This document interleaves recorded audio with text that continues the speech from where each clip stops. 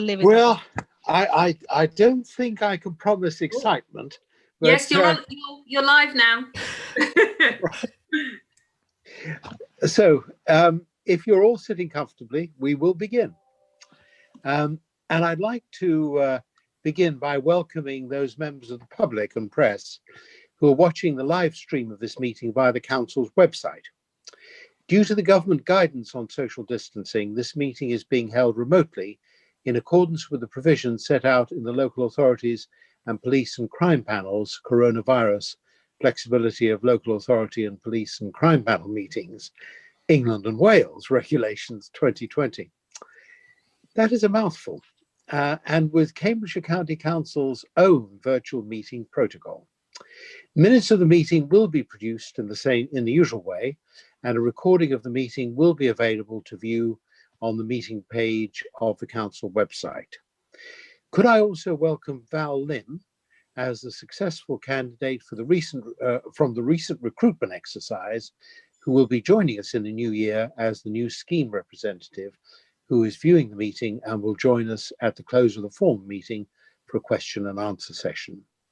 But I do understand, Val, you are going to be here for the whole meeting except the exempt items. Is that correct? I believe so, yes. Thank you, Val. And there's no problem with that, Michelle, is there? Chairman, Val is more than welcome to stay for the meeting, but obviously when we go to the confidential item, she will need to leave, yeah. That's great. Thank you for that confirmation. To enable the meeting to run in an orderly manner, I would ask all members of the board who have video cameras to keep their video camera switched on for the duration of the meeting and to keep their microphone muted except when I invite them to speak. Officers will join us to introduce their reports in the usual way. Any members wishing to ask questions or make a comment should indicate this by clicking the raised hand function on the right-hand side of their screen. When I invite you to speak, please unmute your microphone, ask your question, then mute it again to allow the officer to respond. I would ask for your patience if we run into technical problems, not unknown in this virtual world, I'm afraid. And should this occur, I will declare an adjournment while the fault is addressed and the public broadcast will be paused. If it is not possible to address the fault, the meeting may be abandoned until such time as it can be reconvened. So if everybody is happy with that and no questions, I'll begin the meeting with a roll call to establish who is present. When I call out your name, please confirm by unmuting your microphone and stating that you are present. David Brooks. Present. Thank you, David. John Stokes. Yeah, present, Simon. Thank you, John. Barry O'Sullivan. Yes, present. Thank you, Barry. Councillor Elisa Machini. Present. Thank you, Elisa. Councillor Dennis Payne. I'm present, Chairman. Thank you, Dennis. And myself, Councillor Simon King. Now, if anybody does have a problem with the raise hand function, please feel free to unmute your microphone and just shout out that you have a question or a comment. Because what we don't want is you not to feel that you're able to play a full part in the meeting. So, would the Democratic Services Officer report any apologies for absence? No apologies for absence. Thank you, Rob. Does any member wish to declare any disclosable pecuniary interest or non-statutory disclosable interest?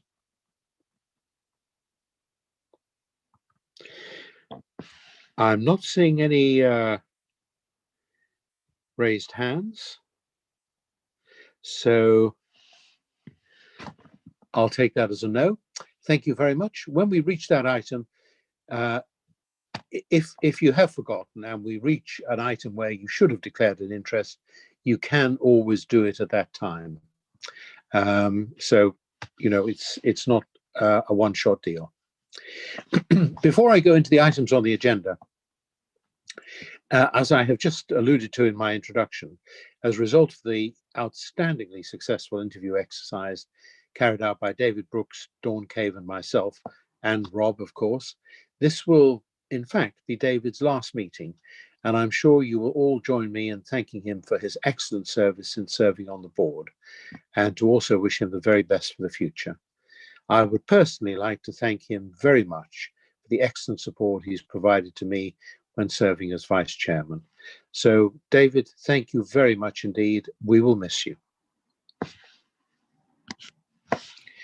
And can I also just say at this point that this is actually Rob's last meeting as well as the Democratic Services Officer. And Rob has been a stalwart, and I've known him for many, many years. And Rob, I shall miss you greatly. And I hope that you you enjoy whatever future role you embrace. So thank you, Rob, from me and from all of the board. So moving on to the minutes, this was sent as a link and also as an email with the minutes yesterday. Is it your wish that we go through the minutes page by page, or if anyone has any specific issues on accuracy, would you like to raise them now? Please raise your blue hand if you are able to make a point. Are we prepared to accept the minutes?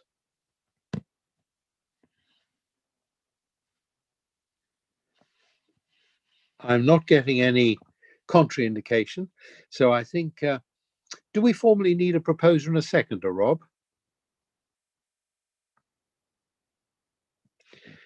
You're muted, Rob.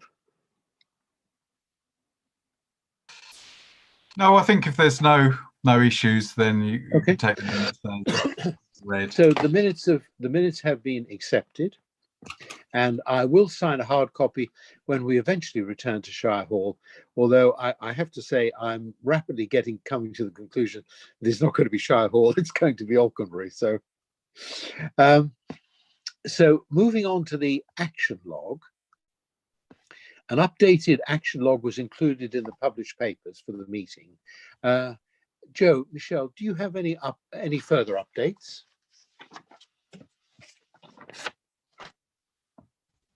Hello. Yes, just one further update on item 156 on page 9. We've had, which was seeking some clarification around concerns that Councillor Payne raised regarding working from home and the IT issues. Yes. I'm going to read a statement that we had from the head of IT at LGSS. I'm going to read it word for word. Says the antivirus patching is done directly to the Trend website, so patches are picked up automatically as soon as the laptop connects to the internet and there is an updated file available. NCC laptops connect to systems through Citrix. This means that the access is through an encrypted connection and only keystrokes are transmitted. All the processing is done in the data center. Restrictions are placed on users being able to copy data out of the Citrix environment and store it locally. This means that the data is stored securely, any traffic is encrypted, and the antivirus solution is maintained and up to date. Hope that answers the question. Thank you, Joe. Councillor Payne, are you happy with that? Thank you, Chairman. Yes, that is reassuring. Thank you very much. Any other updates on the action log, please? I think that was it. Okay, and I was going to email to pension officers the contact details of the county anti-scam officer. Did I do that or not? I didn't see anything come through, no. Michelle, did you see anything?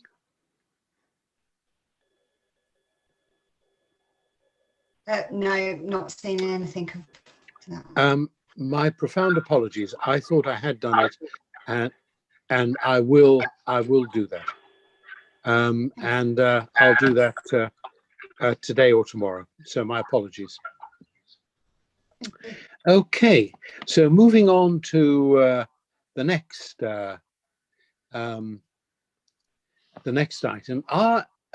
Do any members have any additional questions on the action log? I do, Chair. I haven't seen my hand up or not. Let me have a look, David. Yes, I do. I see your hand and Dennis's. Yes. Thank you. On page 7, both the Pensions Fund Board and the Pensions Fund Committee thought that this idea of a video was a good idea on the website.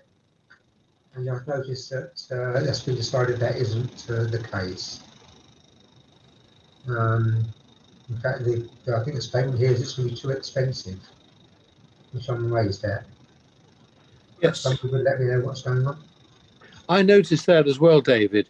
So that was tasked to Corrie Blows. So I don't know if Michelle or Joe can give us an update on that. Chairman, I'm happy to give an update there directly. Oh, great. Oh, Corrie, sorry, I missed you. I didn't realise you were on the call. That's okay.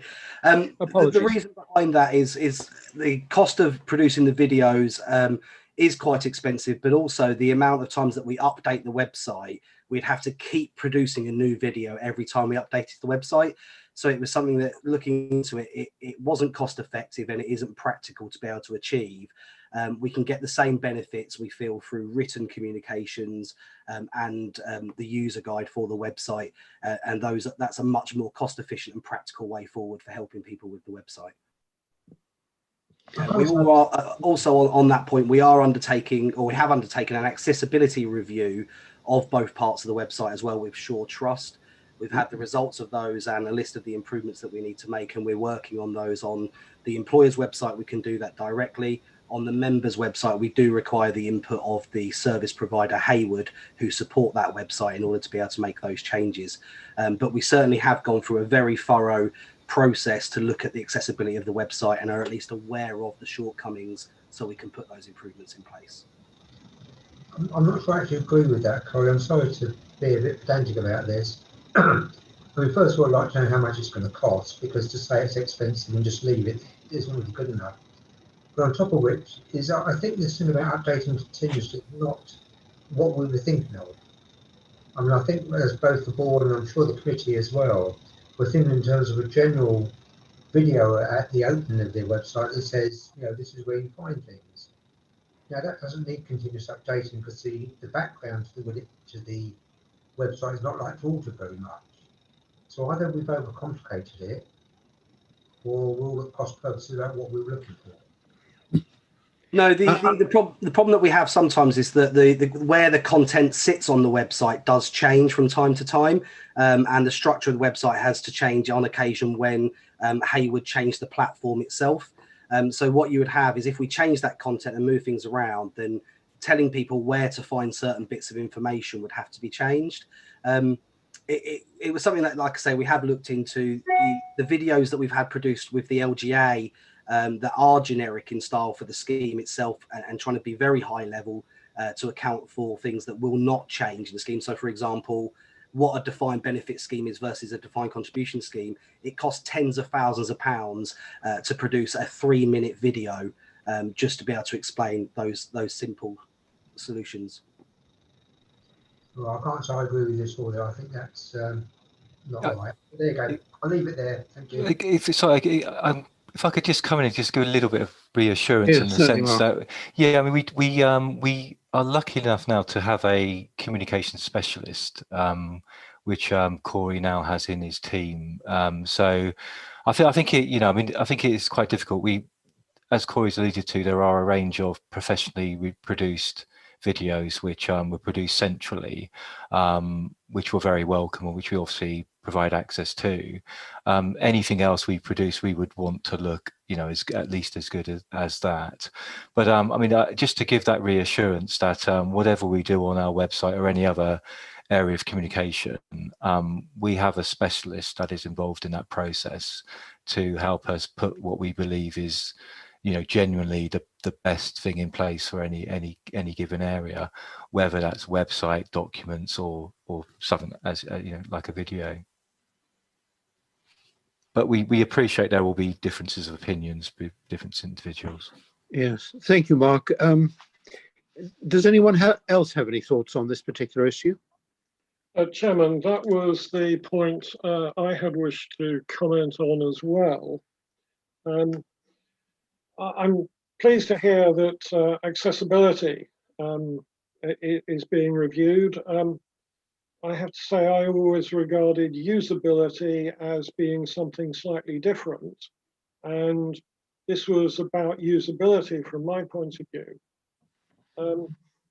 And I have to say that I see a great deal of video material on the web that has been produced to help with usability issues that can be done remarkably simply and cheaply.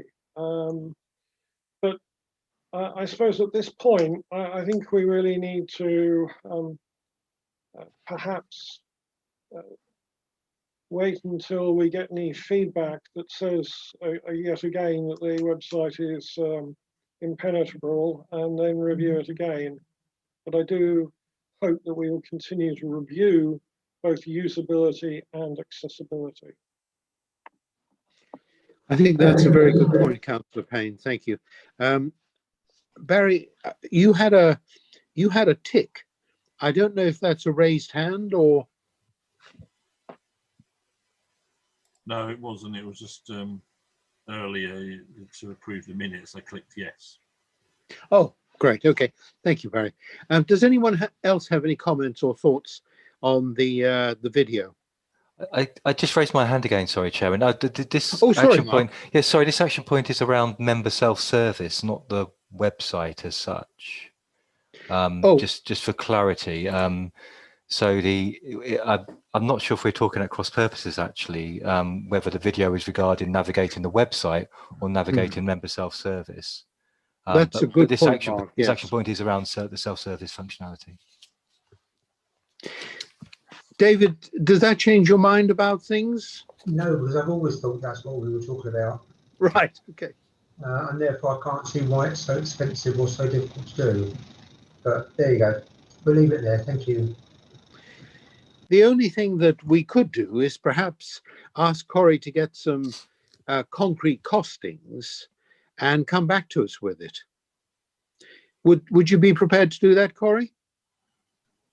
It's something that I can have a look into. What I would comment is the communication expert that I would use to do that is obviously heavily engaged in COVID-19 communications, the change of the administrative authority that we have in Northamptonshire as well, which we need to inform Cambridgeshire members about with our administration side of things. So there are a number of activities ongoing that may affect how quickly we can do that. Obviously, with all the regulatory changes that are coming in as well, we're communicating those. So I'm just conscious that there is a lot of work in the communication sphere at the moment, and it feels that those kind of things are a higher priority at the moment than investigating the cost of the videos, which we've looked into some extent. But I will see what I can do on that and report back to the board on the feasibility of that. Corey, we obviously do appreciate that you have other priorities in the circumstances, but I think it would be useful to have some concrete figures, and perhaps that can be the action log can be amended to reflect that at your convenience. Okay, thank you, Chairman. Thank you, Corey. Right, are there any other comments? David, you've got your hand up still. Sorry, Chair, I shouldn't have done. I'll put it down now. Oh, right. Okay. Yep, that's fine. I haven't been doing particularly well with that today either. So moving on to the next agenda item, which is the minutes of the pension committee, and those did come in the pack.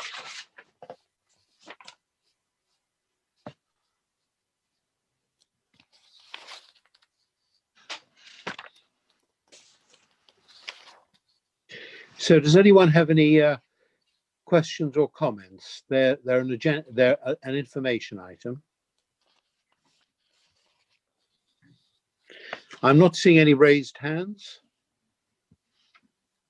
So we will note the minutes then, and moving on to the next agenda item, which is agenda item 5. And this is an item for decision, I believe, which is Michelle. Thank you, Chairman. As the board will know, you have an annual report that's prepared each year for you to look at. The only difference from previous years that I'd like to highlight is the fact that this report is now more accessible in order to meet the accessibility regulations which came into effect from the 23rd of September.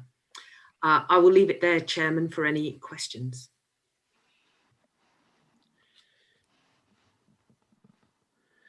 I'm not seeing any hands. Chairman, No I've just raised mine. Oh, sorry.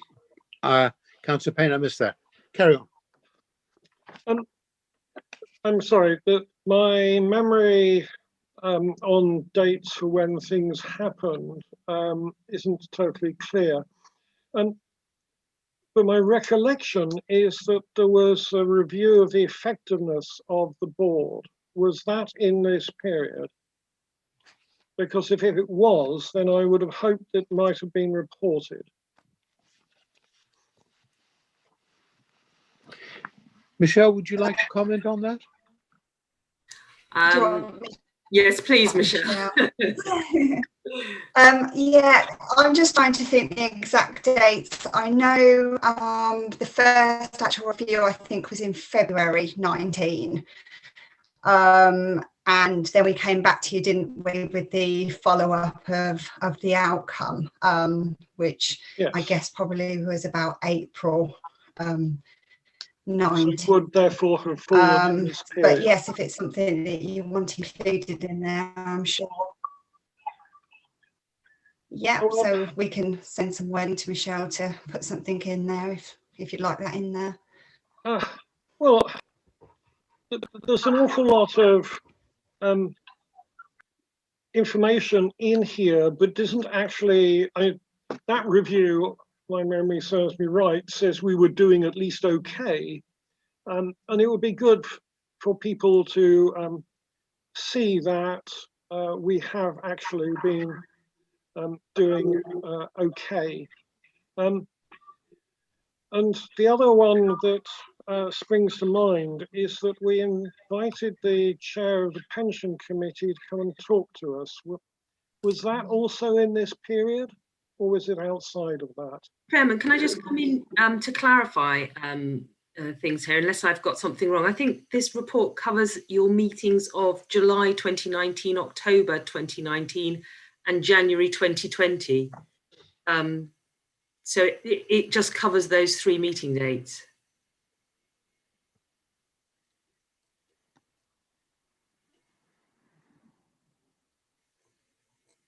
Okay, well.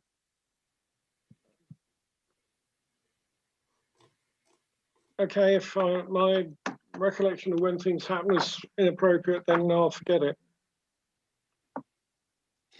Could I ask Michelle Oakenson, that is, if you could perhaps just double check the period that it covers, and also whether we have included everything in the report?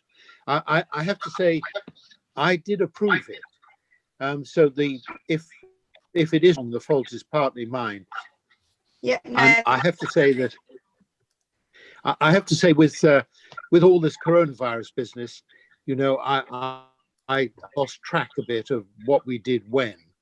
But if Michelle, you could just double check that and drop an email to the board, that would be really helpful. Will do. And I do actually agree that if it does come in that period, it was a positive review, so it would be good to put something in to obviously you know, reflect the work of the board and the positive outcome. So, yeah, we'll have a... If it falls within the relevant period, absolutely, yes, we should do that. And thank you, Councillor Payne. Are you happy with that?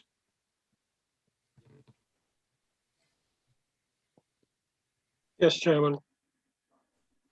Excellent. Thank you. Can I just say, sorry, I've just checked the minutes index, and the review of the effectiveness of the local pension board was actually the 20th of April 2018.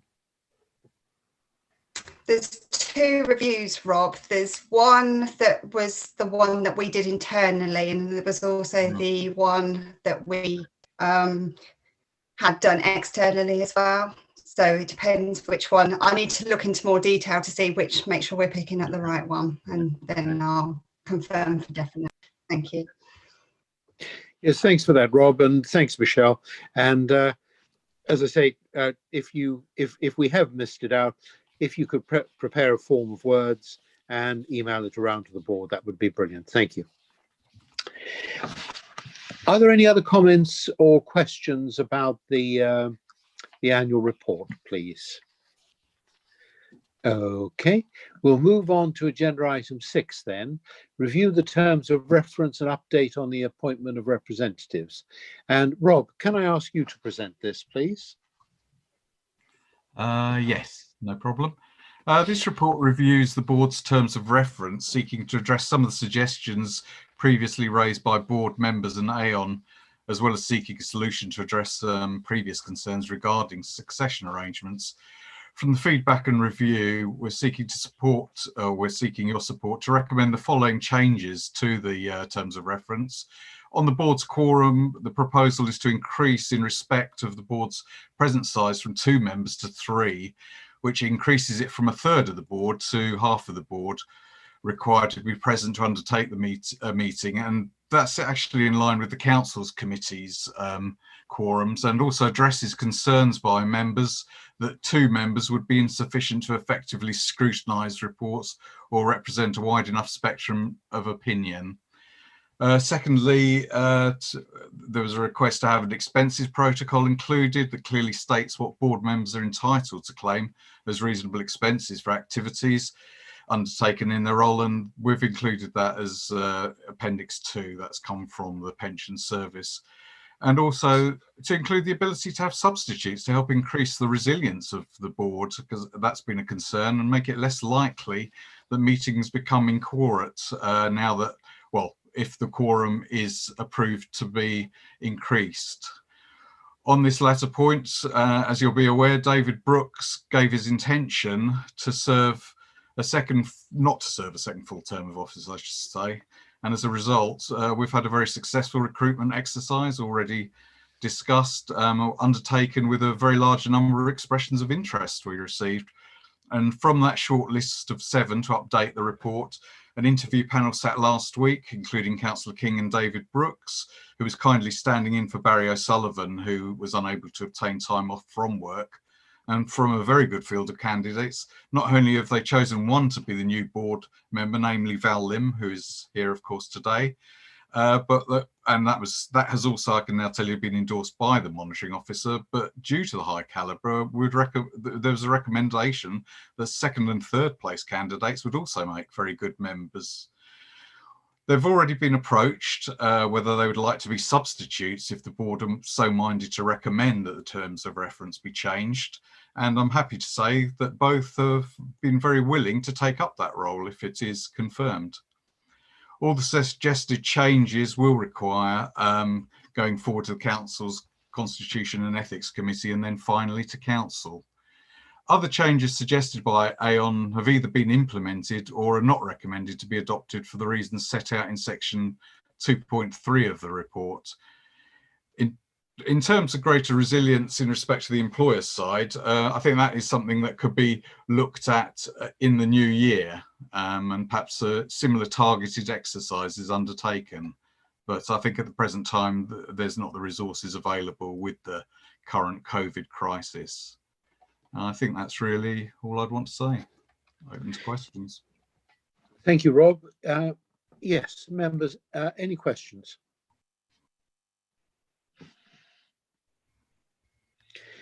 David. Yes, thank you, Chair. On page 52, I know it's covering the pension plan, the chairman and vice chairman's term of office. I know we're covering the pension plan committee and the board, but shouldn't there be a note there that the chairman of the board and the vice chair of the board need to be from different sides of the setup, employer and employee? There's no mention of it here. Rob?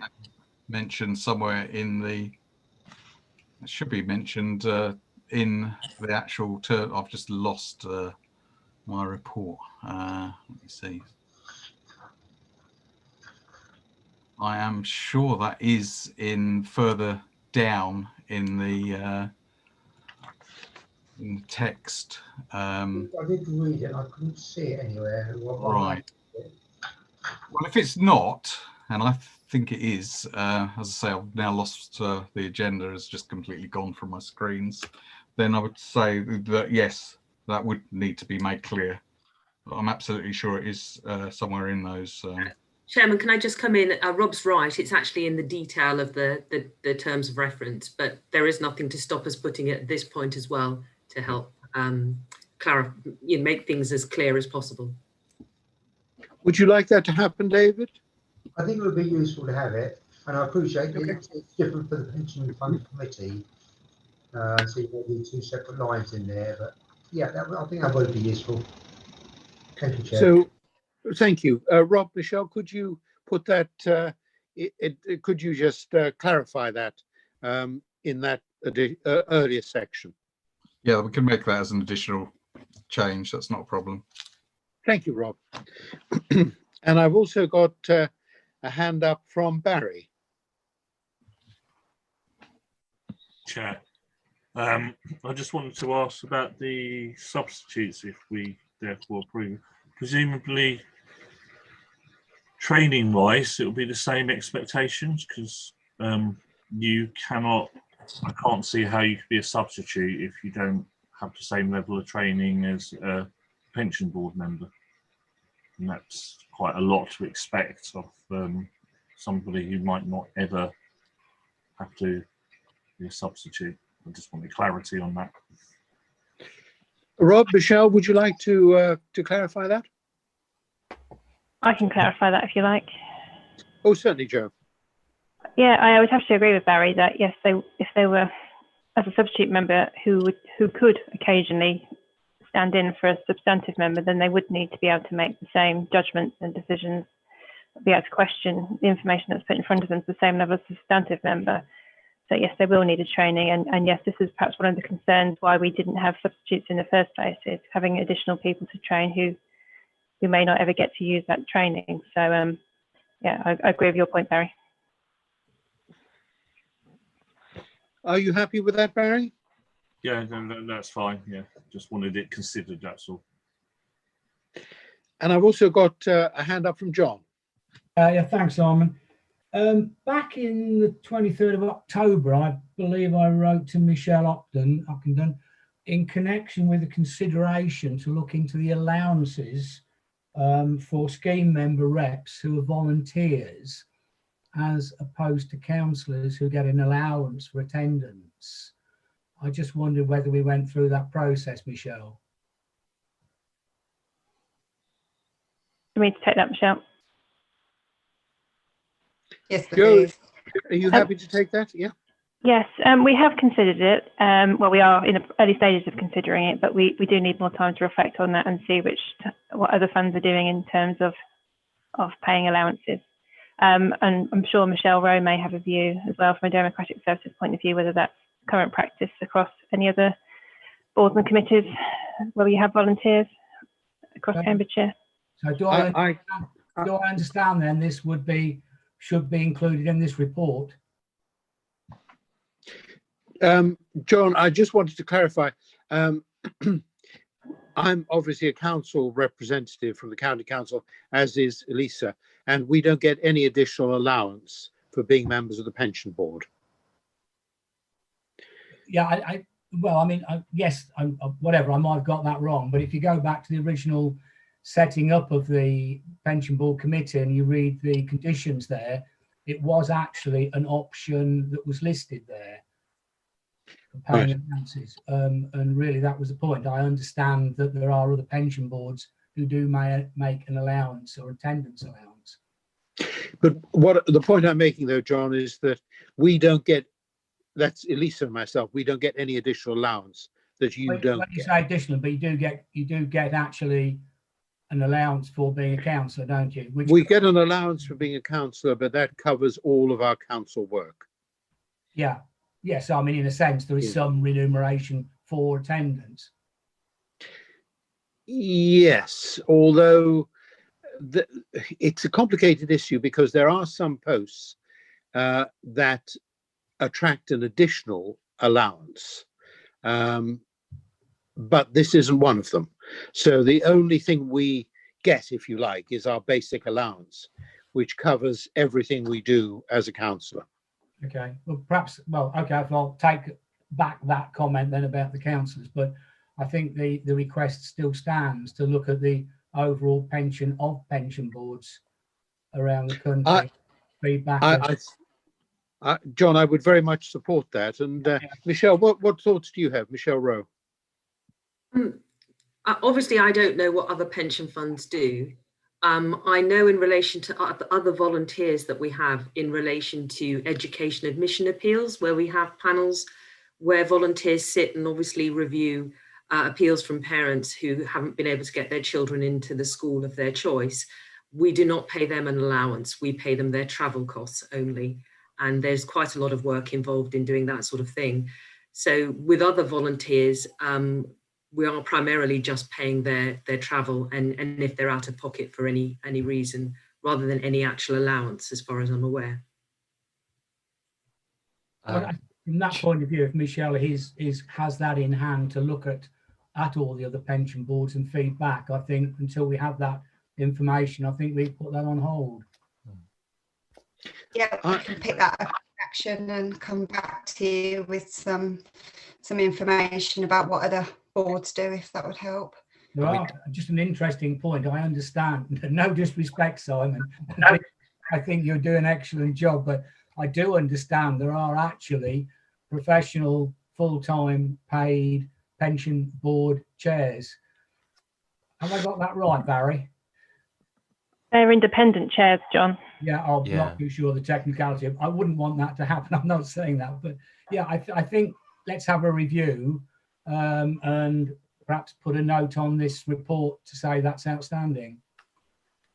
Yes, I think a review would be a good thing to do, and certainly if we're doing something that isn't in line with best practice in other boards, then we ought to do something about it, certainly. And you know, there's no necessity for councillors to receive an extra allowance. I think we're particularly talking about non-councillor members. That's my view, but obviously that doesn't include Councillor Payne, because as a parish councillor he doesn't get any allowance at all.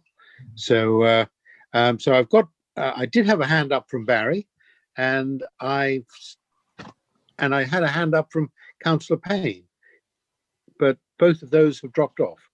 Chairman, I was merely going to make the point that you had.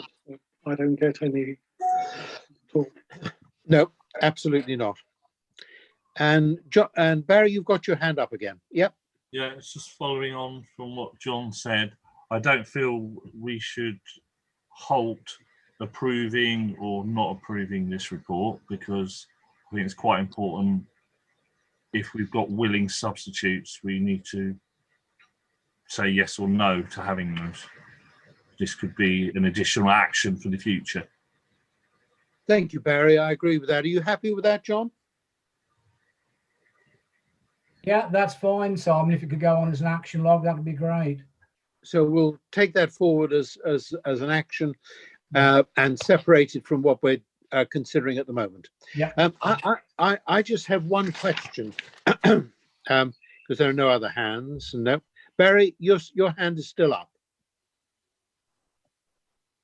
Fine, Chair. That's I don't know what my computer's doing. That's a previous hand. Yes, I just had a question about the travel expenses for board members. Now, again, I have to say I don't claim expenses, so it doesn't affect me. But this is on page 54, and I'm looking at the third bullet point, taxi fares. And they list, there are two reasons listed. Well, three reasons for taxis: a significant saving in time, transporting heavy luggage or equipment, and representatives traveling together, and a cheaper option. I would just like to request that we can consider two other possibilities. And one is if somebody is, say, going to London for training and they perhaps have injured themselves and find it hard to walk the sort of distances involved, whether we couldn't consider paying people's taxi fare. And secondly, if the weather is really terrible, pouring with rain or snow or whatever, you know, again, I think that given the age of some of us on the pension board, it would be compassionate to allow people in those circumstances to claim for taxi fares. So, Michelle, I don't know what Michelle Rowe that is. What are your thoughts about this? Chairman, I should just clarify that what the pension team have done is actually used exactly the same scheme that we have. So what you see in front of you is what the County Council does. Right. So you don't think it's possible to make any alterations to it? My suggestion would be not to, but that's not to say that if, you know, if a councillor had broken their leg or something, that Yes. Joe wouldn't actually consider that separately. But I think once you start putting lots of exceptions in, it gets more complicated and difficult to manage. What do other board members think? Chair, I actually raised my hand on that point. Oh, sorry. Yeah, I realise I fall through the gaps and it'd be discriminatory towards me. I don't drive. Where I live in St Ives, the nearest train station is Huntingdon. As you pointed out, some trainings in London, which involves getting up in the wee hours of the morning before really buses or other public transport are up and running. Taxi is my only viable option. I don't see why I should be out of pocket. You would be fine because it says no alternative if no alternative is available. Right. I think we're reasonable. So I mean, look, if people have to use a taxi for a reasonable reason, then of course it will be reimbursed. Okay. And I've got a hand up from David Brooks. Secretary Chair, for somebody who has actually claimed taxi expenses in the past, one of the issues I have is that although I have a train station in the village that goes into Cambridge, the reliability of that service is not what it should be. And sometimes it's not possible to get into Cambridge on time and therefore get to a meeting on time. At that stage, I have used taxis, and to be fair, I've always been paid for it, so there's been never been a query about it. That obviously is the no viable alternative point that Mark made earlier. So yes, so okay, I'm glad that we are exercising some discretion, and I think that's the way it should be. So I'm not seeing any more hands. Barry, you have your hand up? Again, my PC is obviously slow to put it down again. Okay. So what we're being asked to do then is specifically to increase the quorum from 2 representatives to 3, with a minimum of 1 member representative and 1 employer representative, to have an expenses protocol in place as part of the terms of reference, and finally to appoint substitute scheme member representatives to the board who will have voting rights when deputising for a scheme member representative of the board. So that's what we're being asked to approve. Does anybody not agree with that? If you don't agree, please raise your hand. That looks like unanimous to me. Yes. So thank you very much, Michelle, for that. And, Rob, I should say. And we have duly approved that agenda item. So moving on to agenda item 7. And this is Joe, and it's the data improvement policy. Joe, would you like to introduce this, please? Thank you, Councillor King. So back in 2018, we put in place a data improvement policy That was agreed by both the pension committee and the pension board. It's now due time to review that policy to make sure all is in place and it's up to date with good practice, with best practice, which is what we've done in this report. Section 2 of the report details all the changes that we've made to the policy so that it's in line with our other policies, such as the anti-fraud and corruption policy. So really all I need to ask you to do is if you have any comments or if you're happy with the revised policy. Thank you very much for that, Joe. So questions or comments?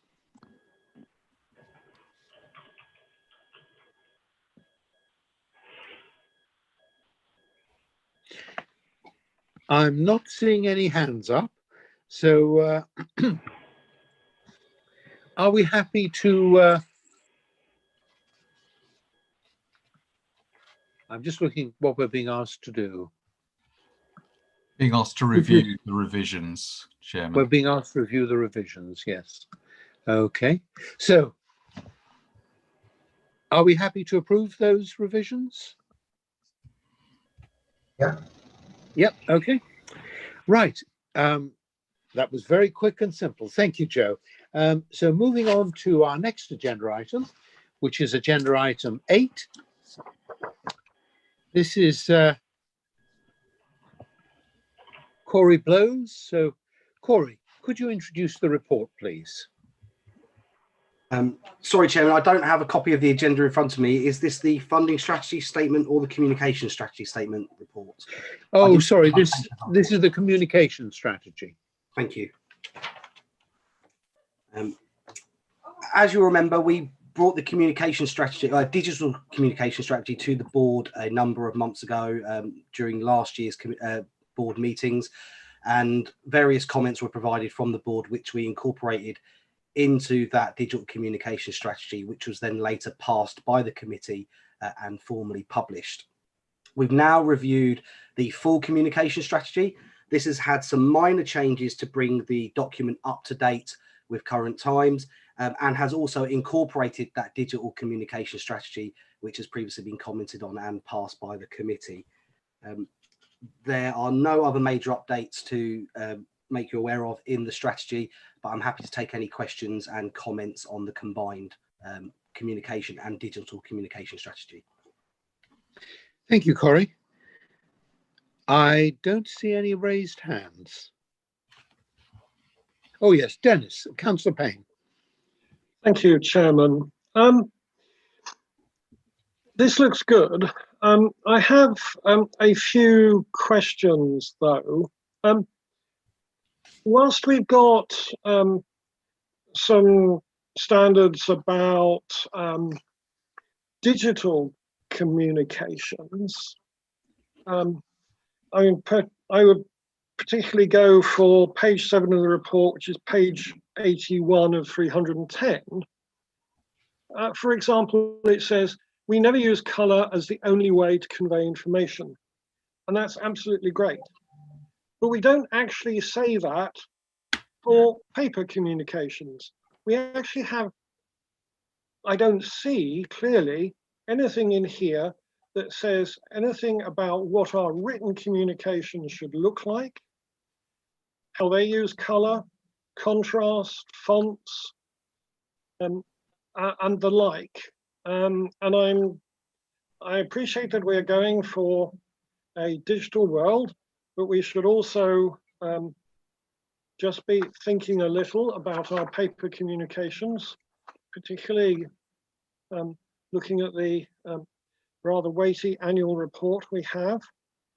And I think the other question I had was that there is an excellent list of stakeholders of the fund here. And my question was about how we ensure that communications meet the needs of the different categories of stakeholders without actually confusing them.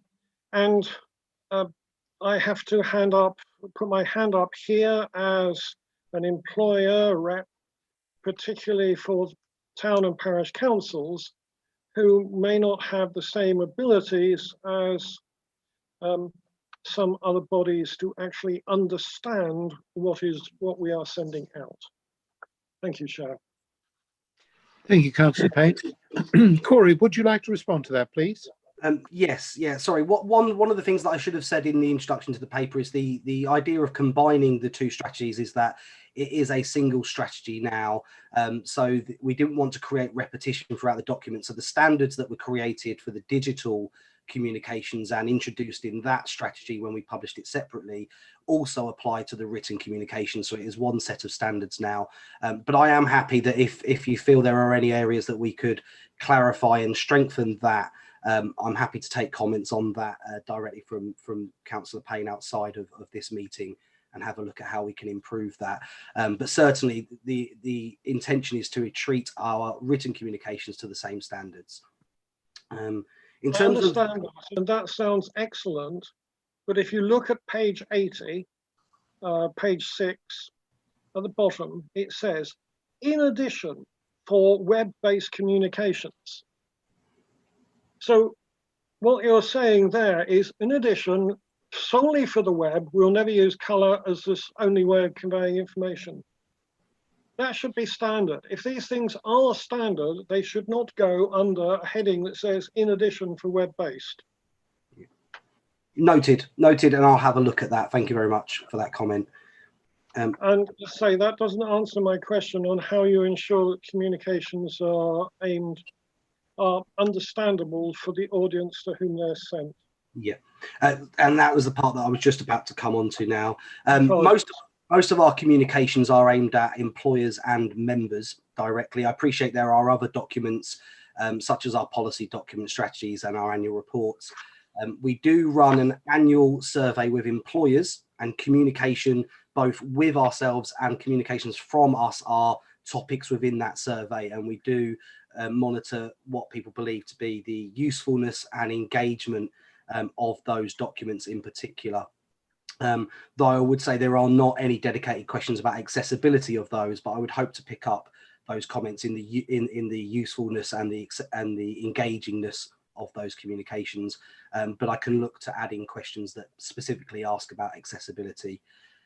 With members, we don't have a direct survey that they can answer about those communications, but when we do have interaction with members, we take a sample of those members that we've interacted with, and we do send a short survey to them about their satisfaction levels with that interaction. Again, there is not a dedicated question about accessibility of documents, but it is a general question about their satisfaction of that interaction with the pension fund. And we don't survey other stakeholders that are in that list. So, Corey, if I could just add, it probably would be useful if we did actually put a statement in the stakeholders of the fund, just underneath it, to set out that, you know, that we consider the needs of each stakeholder group in terms of the communications and how we do that. Just a higher level statement, because of course that's part of what every communication is about. You know, targeting it to the audience. I think that's a very good suggestion, Mark. Are you happy with that, Councillor Payne? Yes, Chairman. I will take special interest in the stuff going to my parish council over the next year. Right. Quality control. Yes, definitely. And if there are any other points you want to raise with Corey, please feel free to do so outside the meeting, Dennis, won't you? Of course. Yeah. And I see David and John have their hands up. So John first.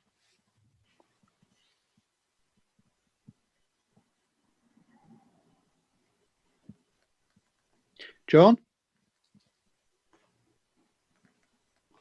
David, John seems to be on mute. Do you want to go first? Yes, thank you, Chair. Yeah, John, you're still on mute. Did you hear that? Yeah. Sorry, I'm with you. Apologies. Carry on, David. Okay, well, mine was just a quickie. I want to say I agree with what Dennis was saying there.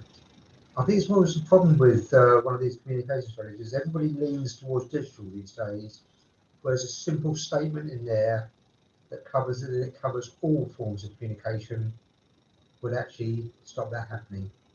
And that's a very simple statement anywhere in the report already, probably at the beginning. Thank you, Chair. Thank you, David. Mark, Corey, can you take that on board, please? Absolutely, Chairman. We'll take that on board and make the appropriate changes. Thank you. And John. Just as some of our previous reports where they've actually originally been produced in colour and then printed in black and white, and a lot of the information that originally was in colour is indecipherable. So I think there's also a consideration to be given as to how that final report will be presented to people. I don't know whether cost is now in effect, because I'm just looking at the report that we're looking at. You know, the headings are in blue, and that's the only colour on the page. And I wonder whether that's a good use of a colour photocopy, just for a coloured heading of 2 letters. Thank you. Any comments on that, Corey or Mark? Just a very short comment in general on products that would be in colour when they're digital, but black and white when they're printed. We do have an issue that the printers that we use to print documents, certainly by fund officers, are actually locked down that they will only print in black and white. We don't have the ability to print in colour at the moment. I don't know if democratic services have those same issues when they're producing the papers for this, but certainly everything that we print and post out to members is unfortunately black and white for that very reason. But we do try to, particularly letters, we obviously don't add colour to those. And if something is a written only communication, we do try to take account of that when drafting it. Yeah, thanks, Corey. And John, you've got your hand up. Do you have any other questions? Nope, I'm assuming that that's an old hand. Rob, you've got your hand up.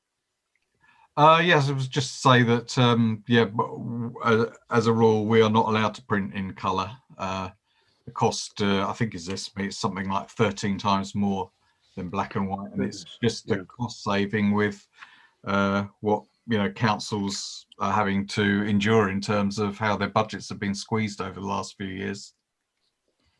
Yes, thank you for that clarification, Rob. John, you still have your hand up. Do you have a question? I'm having a job to get rid of it, Simon. Where do you get rid of your hands? There should be a lower hand. It's gone. Okay, I think it's gone now. Yeah, it's gone. Well done, John. Well done. Thank you very much. We all struggle with this. We all struggle. Right. So moving on to, well, are there any other comments or questions on the communication strategy? And we've reviewed that, and we don't have to approve it. So we'll move on to the next agenda item, if that's all right. And that is Corey again, and that is the funding strategy statement. Corey, over to you. Thank you, Chairman. Yes, there were some new regulations introduced last year. This started back in 2018. There were some regulations introduced in 2018 that introduced the concept of an exit credit being paid to ceasing employers if they have a surplus in the fund at the point they leave. The original legislation was a blunt instrument. It didn't allow any discretion on the part of the fund or the ability to take into account any risk-sharing agreements between the scheme employer that had let the contract to a commercial entity and that admitted body. So what you might have had in that situation is an agreement between the two that if there was a deficit left at the end, the council would pay for that in its entirety. But what was happening in this case with the regulations, the contractor would have got the surplus if there was a surplus rather than a deficit. The government reviewed those regulations and introduced some amending regulations this summer, which put a bit more nuance into that and allow some discretion on the fund to take account of various different variables in the relationship between the two employers and the causes of the possible surplus in the first place. So, for example, we could look at the size of the surplus compared to the contributions that have been made by that employer to find out if that was created by their contributions or just market fluctuations at the time. And we could take account of any representations made by both bodies over the risk-sharing relationship between them. This obviously required an update of the funding strategy statements because we were required to have a policy on how we would manage that situation. And that is what has happened with the funding strategy statement on this occasion. It's been updated just with that policy. There are no other changes to the funding strategy statement itself. The policy sets out a broad framework for the items that we would consider and how we would go about doing that. And in the report, you can see the excerpt itself added to the report. Nothing else has changed. Happy to take any questions on that. Thank you, Corey. The changes highlighted were agreed by the Pensions Committee, and we're being asked to note the amendments. Are there any questions? I'm not seeing any raised hands. So if you're happy to note those amendments, we'll move on to the next agenda item 10, which is the Administration Performance Report. Now, the Appendix 3 is a confidential item. So if any of you want to ask questions on that Appendix 3 that identify the employers, then we are going to have to go into closed session. So could you let me know if there are any questions that will involve identifying the employers in Appendix 3? David, I've got a cross against your name. Essentially, that's just to say no. I'll use my no button at the bottom. Right, okay. Sorry. As you can see, I'm not entirely au fait with this either. So, so I'm assuming that we can go ahead with Joe introducing it, and we don't have to go into closed session. So, Joe, would you like to present this, please? I'm going to hand this one over to Michelle, if that's okay. Oh, sorry, Michelle. No, it's my fault. It says Joe here. Michelle. Yes, yeah, sorry, last minute change. Yeah, no problem. Okay, so this is the standing item of the administration report. Just a couple of things really just to draw your attention to in the report. So the main report itself is the usual breaches section in section 4.2, and as you can see there's two there that officers have deemed to be non-material. In section 5 under 5.2, you'll see there that there are 3 IDRP cases. One of them has concluded at stage 1 and 2 of them have gone on to stage 2 with the monitoring officer. So that's where they are at the moment. Also really just to note in this particular report under section 8, we've just put a brief statement in there regarding the LTSS business transition model, and basically just a little bit of information of what's going on there for you. And obviously with Northamptonshire moving to unitary from the 1st of April and the ongoing impacts between Cambridgeshire and Northamptonshire under HSS. So that's really just the highlights of the main report, and then going on to the appendix. So appendix 1, key performance indicators. As you will see there, there's one red that I need to draw to your attention, the payment of retirement benefits, and there's also 3 ambers in there. And as you'll see from the footnote to those, most of the problems with not being able to reach those targets was to do with the service losing, having some technical issues. So they effectively meant that the service was down for 3 days intermittently, with not being able to do much work on those 3 days due to technical issues. So just to reassure you that that problem has been fully resolved now. So that was just an isolated incident there, just for that section there. Appendix 2, there's nothing to worry about in terms of the contributions. And as we've already mentioned on the private appendix, there's nothing I need to say additional to what's on the paper, but obviously if anybody needs to ask a question on that, we can go into private session either now or later. The only last thing just to mention, just a bit of a change of format to the paper, just that the financial information, you normally see it in this paper, but it's moved to the business plan update now because we felt it was a bit of a better fit in terms of monitoring the ongoing activity of the pension fund throughout the year. But other than that, I'm happy to take any questions. Thank you very much indeed, Michelle. Any questions by the board? David. Thank you, Chair. I just have a question on page 103. I probably don't understand this. There's a table here under 6.1 which talks about undecided leavers, of which there's 10,000, and that's out of a total of 78,000 members. That seems, I don't understand. Does that mean it's a very high percentage, or am I missing something? Mark, did you want to pick this one up now or part of the business plan? I probably should have mentioned it's actually in more detail in the business plan, but I don't know. I can have a word, say a word now. So yeah, so we would. Sorry, if you turn your microphone and mute if you're not talking. Thank you. At any one point in time, obviously, we have lots of people leaving, and they're in the process of having their benefits dealt with. We're awaiting information from the scheme employer, even though they've been flagged as a leaver. So we would reckon that at any one point in time, we would expect to have somewhere between, let's say, 3,000 to 5,000 unprocessed leavers, just in the normal course of events. So what we have is we want to try to bring it down to around 3,000, down to 5,000 by the end of this financial year, and then take it down further to 3,000 if we can, to work out the true genuine baseline. So it does look significant, but that's because the turnover in employers in local government is, can be 10% plus. And so of your 20,000 active membership, you constantly got that churn.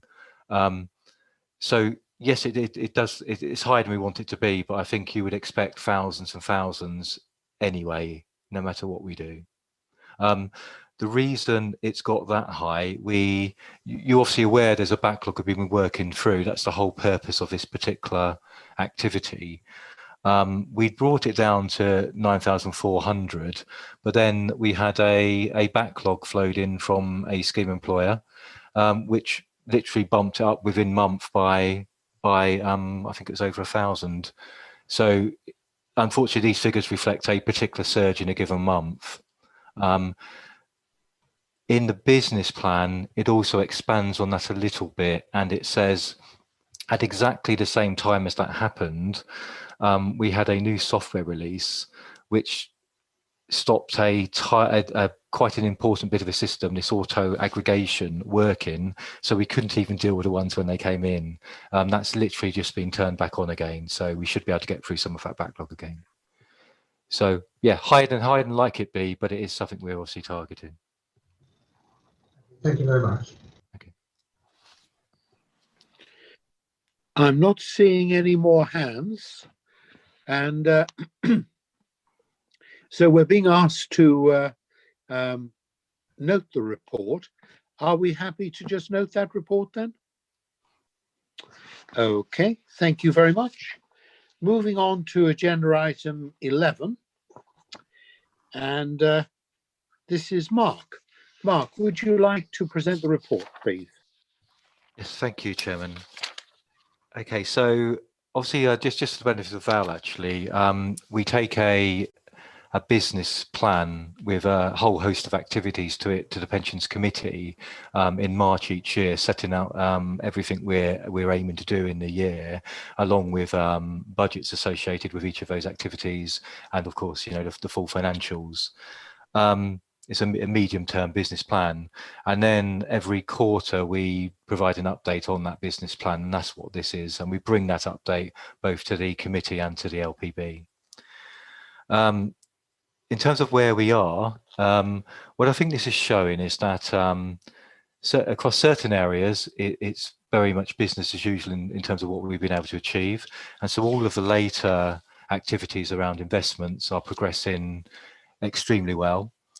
Some of the more strategic pieces, we have deferred for various reasons, but they are sort of on track. So things like the multiple investment strategies, we have a very clear timeline that's evolved as we've gone through that particular project. We've sorted out the extension to the admin software contract. Couple of areas in the operations. The one David, you just highlighted, is in operations, along with one other in here. And I think where we are in operations is that the business as usual, we've broadly been able to keep on top of. You saw a KPI which we missed, as Michelle said, the corporate system completely went down for a couple of days. It came back and then literally completely unconnected. Our admin system for pensions went down for an entire day. So we had 3 days out. And if you've got a 5-day KPI, you are going to miss some in that month, and certainly. But generally, I think what the COVID pandemic has done with us working remotely has meant that we've been able to deal with business as usual, but it is slightly less efficient than being in the office for various reasons. Whether that's personal circumstances, whether it's the equipment, the distractions, whatever it is slightly less efficient than being in the office. So we've kept on top of business as usual broadly, but we haven't been able to eat into some of these operational backlog activities as we would have liked. And that's just me being completely upfront with you as to where we are. There are a couple at the front which we are looking to progress the best we can, particularly the business continuity plan and the cybercrime. We appreciate the importance of those, and are trying to move those forward the best we can. The business continuity plan, interestingly, has immediately prior to the pandemic, before we were locked down, I did have to do a review of it at extremely short notice. But what we want to do here is a far more robust review, which Michelle and Joe are progressing. I think aside from that, I'll probably throw it open to questions. Thank you very much, Mark. Any questions? Barry. So just following on from what Mark said, I think he's basically answered my questions, but I was just quite surprised that the business continuity plan got basically bumped, got rescheduled and put back. But in my mind, given we're now in a pandemic, and in my mind, it should really be the most important thing that you yeah, I had to do literally within the space of a few days when we were where we were, a lockdown was looming. I had to go through it, but I think this is also complicated by the fact that come the 1st of April, the pension service will be within West Northamptonshire instead of Northamptonshire County Council, which is a new entity, and there are completely new relationships. So we're trying to work our way through that as well. So I guess in a sense, it was quite an awkward time to attempt to do a business continuity plan review, but we are trying the best we can to get through that. Barry, are you happy with that? Yes, Chair. Yeah. Councillor Payne. Oh, thank you. 2 questions, if I may. Page 113, which is 3.1.2. I would love, on any of the projects I run, for milestones to slip, but not the end date to slip. And I was just curious to level your confidence that the end date won't slip on that one. Which one? Sorry, which one are you on? Sorry. 3.1.2, page 113. That's not okay. So, is that SD2, the cybercrime? Yes. Page 111 for me, Mark. Yeah, I was going to say. Noted. I think I think in all fairness, we are probably, that's an oversight. We need to update that final one as well, because I don't think we'll be hitting that. Okay, fine. And then the other question was about the responsible investment policy. Mhm. And I was curious about the consult. You appear to have a gap between December and March. And I'm curious as to why you're not using that for the consultation, because by putting the consultation later, I assume that's going to delay the implementation. It's just because the responsible investment policy fits within the investment strategy. So you once you have the we have a sort of if you like an agreed at a committee level responsible investment policy, subject to to push forward to consultation, we then need to incorporate it into that strategy and send the whole thing out to public consultation. You couldn't do the consultation first. Well, it's got to go through we wanted to go through an approval process through the statutory committee to make sure it's something that they want to deliver. Right. But if they... Because remember, sorry, if I could just, before you go, if I could just give a rationale for what we're doing. So there was a conscious decision, both from officers and obviously from decision makers, that the parties who had obviously invested a great deal of time in terms of learning about responsible investment, ESG, and the various things we can do, we're using that for us to be able to put in place, first of all, a set of beliefs, and then a policy, and then incorporate that into strategy. And that was on the back of all of that learning. So it was a very, very considered piece of work. And only at the end of that, once we got that to a point we were happy with, would we put that out to public consultation. Okay. I suppose my question is, what impact that public consultation may have? Because if it might impact the policy, I'm curious as to its location in the sequence. Because if it impacts the policy, you might have to come back and redo the policy. That's where I'm confused, probably. Yeah, I mean, any policy that we put out to public consultation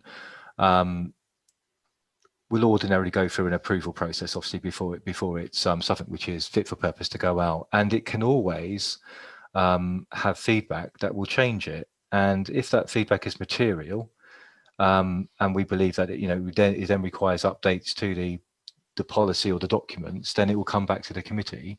If it isn't, then we will just effectively publish it. If it's just presentational, for example. So that's something which always happens on any of our policies that we deem necessarily to consult on. For example, the funding strategy statement that was agreed by the pension committee, was put out to consultation. We happen to have no responses back to it, but it could have done because it had some quite controversial matters in it.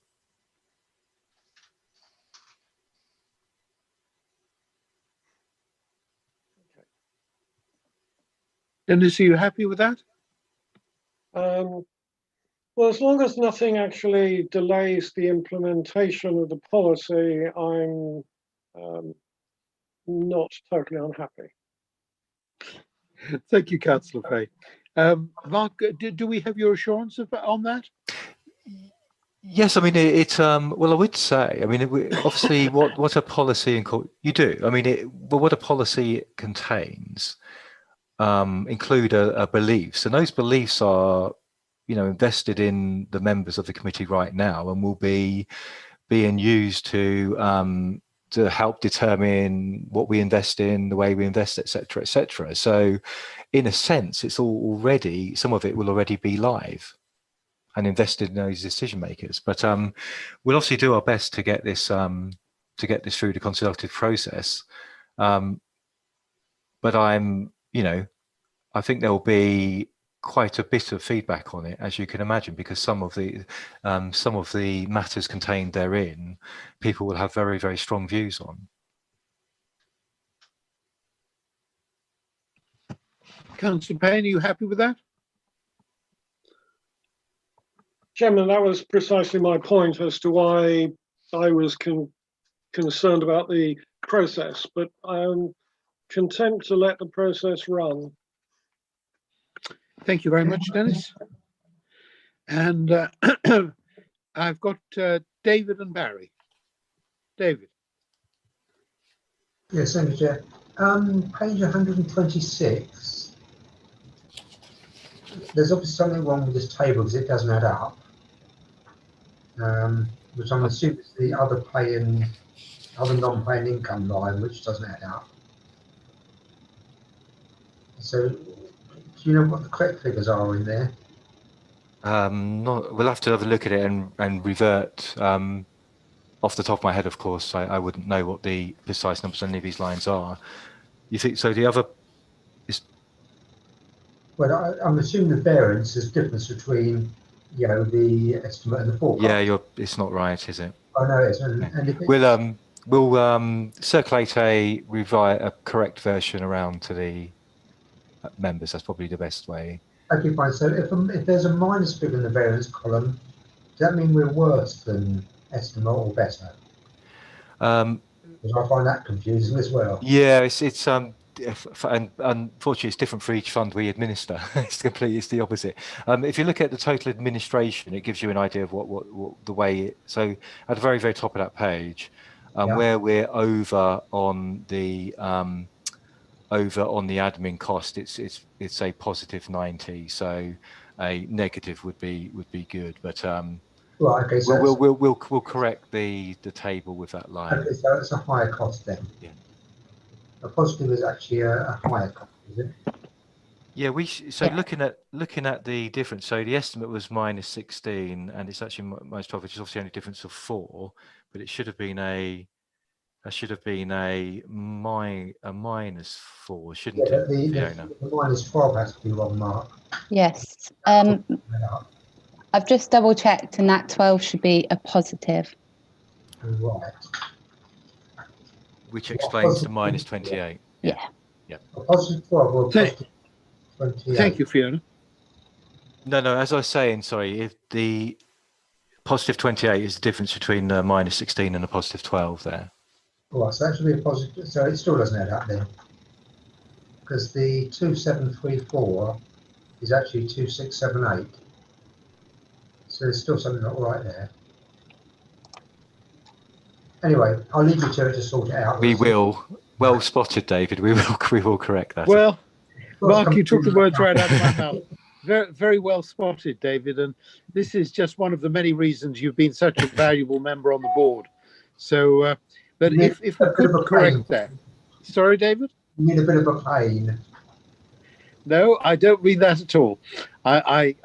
This is what we're here for. Absolutely what we're here for.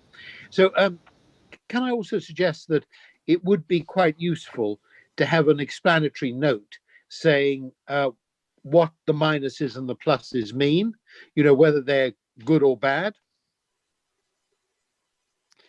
Yes. That's a very good point, Chairman. So that, you only need one sentence, I think, saying, in the context of these figures, plus represents this, minus represents that. And then I think that will also perhaps help you when you come to prepare these figures so that, there's a consistency to it. Yes. Thank you, Mark. And Barry. Again, my computer, I don't know what it's doing. It's I haven't got a raised hand here. So, yeah. Oh, right. Okay. Well, we shall ignore your raised hand, which is gone now. It's gone. Yes, so that's fine. So we're being asked, this is the business plan update, and we're being asked to note this, and oh no, annual business plan update. That's right. Yeah, and so if there are no more questions, we shall note this agenda item and move on to the next one, which is agenda item 12. Chairman. Everybody, yes. Sorry, Robin. I've had a couple of requests for if we could have a comfort break for the next 5 minutes, because the next item is going to be quite a long one. Okay, we are doing pretty well for time, though, actually, and I know that you had felt that it might be a 3-hour meeting, but it doesn't look as though it's going to be that, actually. So, but that's fine. So, would people like a 10-15-minute comfort break? 5 minutes would be fine, Chairman. I need to get some light so I can see what I'm doing. I think 5 minutes seems to be the 5 minutes. Yeah. Okay. Yeah, five. So let's reconvene at 3:30 then. 3:30. Okay. Thank you very much.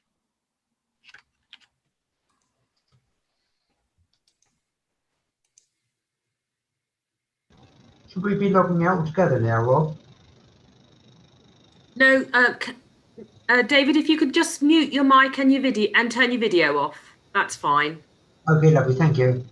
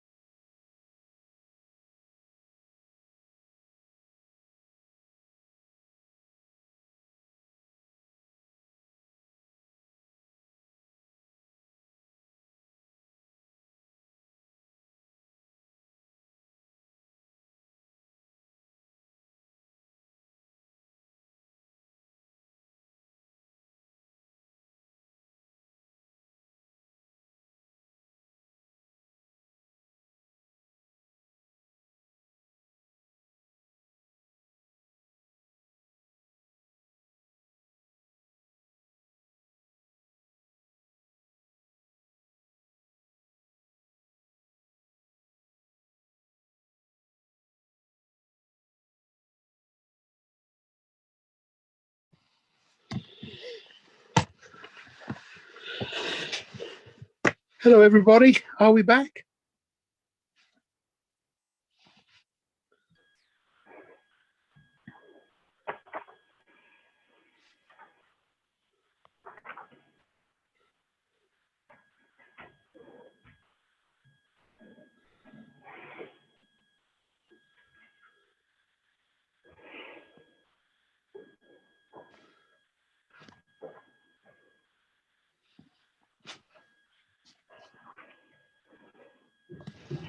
And where do you get the biscuits from, John?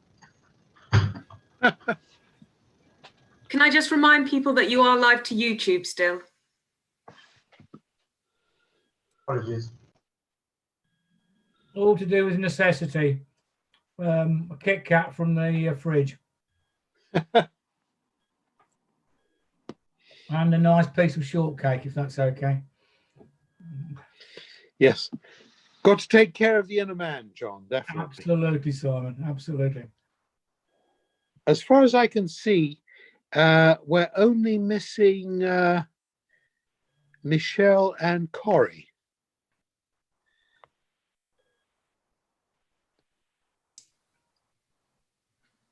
Chairman, I'm here. My video's not enabled. Oh, okay. And Corey?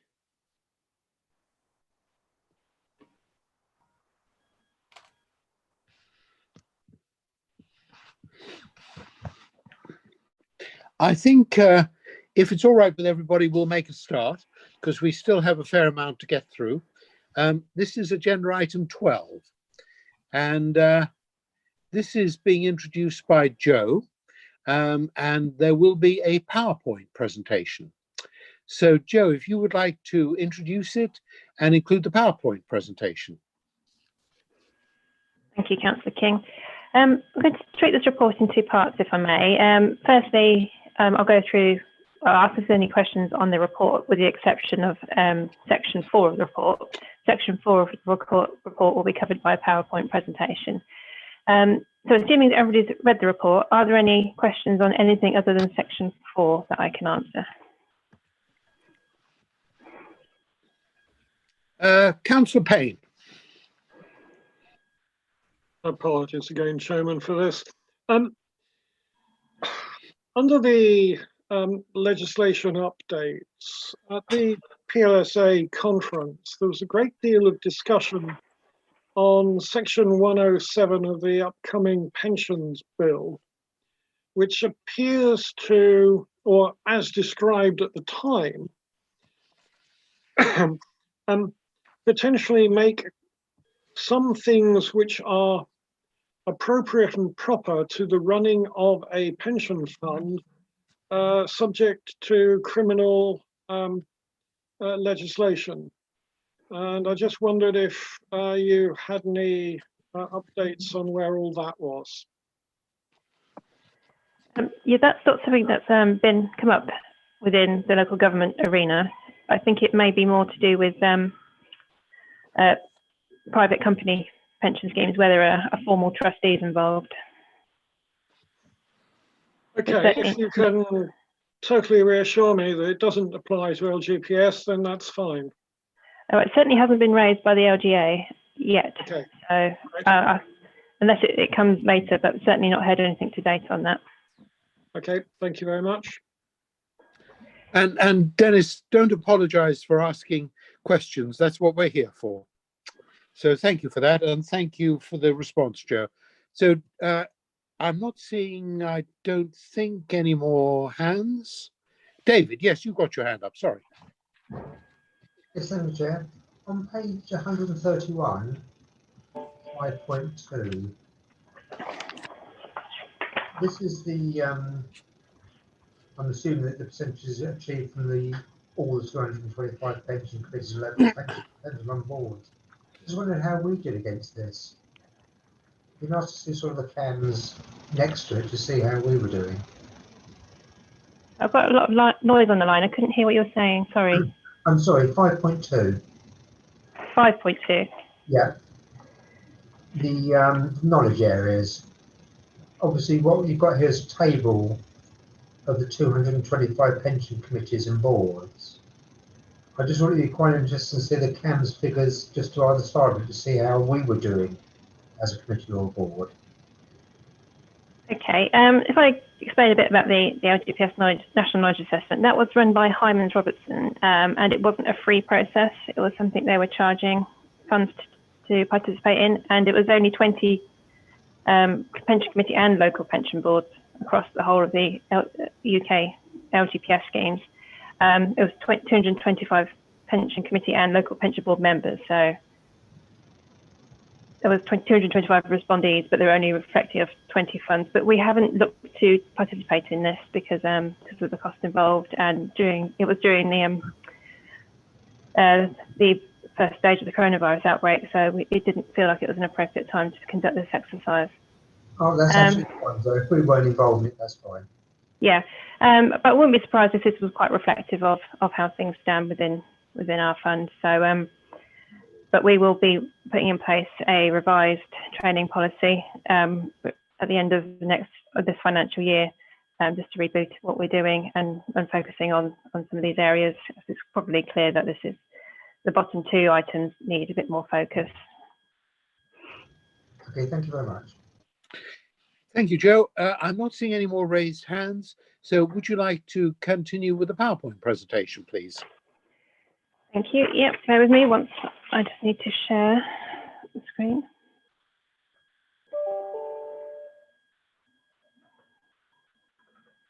All right. Can everybody see that? Is that yes? Yes. Yes. Thank you. Never quite sure. Okay, right. So this is a presentation that I have devised to go along with section 4 of this report. When I first wrote this report a while back, it's normally about a month before I present it to you, things were looking quite different as to what's written in this report. So this is bringing you completely up to speed with the situation as it stands today. It may well be different again on Monday, but this is how it is today. I know Councillor Payne attended the Pensions Committee meeting, and he'll see a distinct difference between what I'm presenting here today as opposed to what I presented a couple of weeks ago. So things are changing rather rapidly, to say the least. So I shall start with the slides, which aren't moving. Bear with me. Oh my goodness. Oh, there they are. Right, sorry. Right, okay. I'm just going to hide you a minute because I can't see all my text. Right, okay. So the background to the public sector exit cap started a very long time ago in 2015, when the government announced plans to cap exit payments in the public sector to the value of £95,000. So that's when people leave the scheme early, normally on the grounds of redundancy or business efficiency. There's a pension strain cost involved in paying a person's pension early without any reductions. And that can normally be quite expensive, depending on the length of service the member has and their distance away from their retirement date. So a 95k cost cap was put on that, which would, and with the redundancy pay element included, which would have an effect of really quite restricting what the member could possibly leave with. Pension strains can vary from £1,000 up to sometimes as much as several £100,000. So you can see that a 95k cap on that would have a quite significant impact. It all went quiet for about 4 years when the Treasury went away and started to develop a consultation. That was finally issued in April 2019. Again, that went quiet for another little while until July 2020, when the Treasury released their response to the consultation. And that response carried on with the 95k. They didn't increase it during those 5 years that this has been running for. And they made that 95k not index linked, so that will never go up. That won't be revalued in line with CPI or anything like that. The cap includes statutory redundancy, pay, severance payments, pension strain, as I've mentioned before, and any other payments made as a consequence of termination of employment. There are some relaxations and waivers available for the employer to enact, nothing to do with the pension fund. Those relaxations of waivers are quite restricted, and I wouldn't imagine many employers are able to use them at all. Those regulations came into effect on the 4th of November, which was 2 days ago, which in itself all sounds quite simple. But then, I'm about to reveal on the next slide, MHCLG released a consultation on the 7th of September, taking these steps a bit further by looking at the local government employees and imposing some further reforms on exit pay within local government. And as we understand, the definition of local government is quite wide and includes various employers. We're quite confident it includes academies and local authorities, parish councils, and I was at councils, haven't I? Districts, boroughs, and organisations like that. It doesn't include colleges as it stands at the moment, because they are not actually local government anyway. So this consultation proposed that termination packages should be further limited. So termination on the grounds of redundancy and business efficiency. There would be a maximum of 3 weeks pay per year of service included in the calculation of redundancy pay, a maximum of 15 months of pay of the amount of redundancy payment, a maximum salary of £80,000, which can be used in a calculation.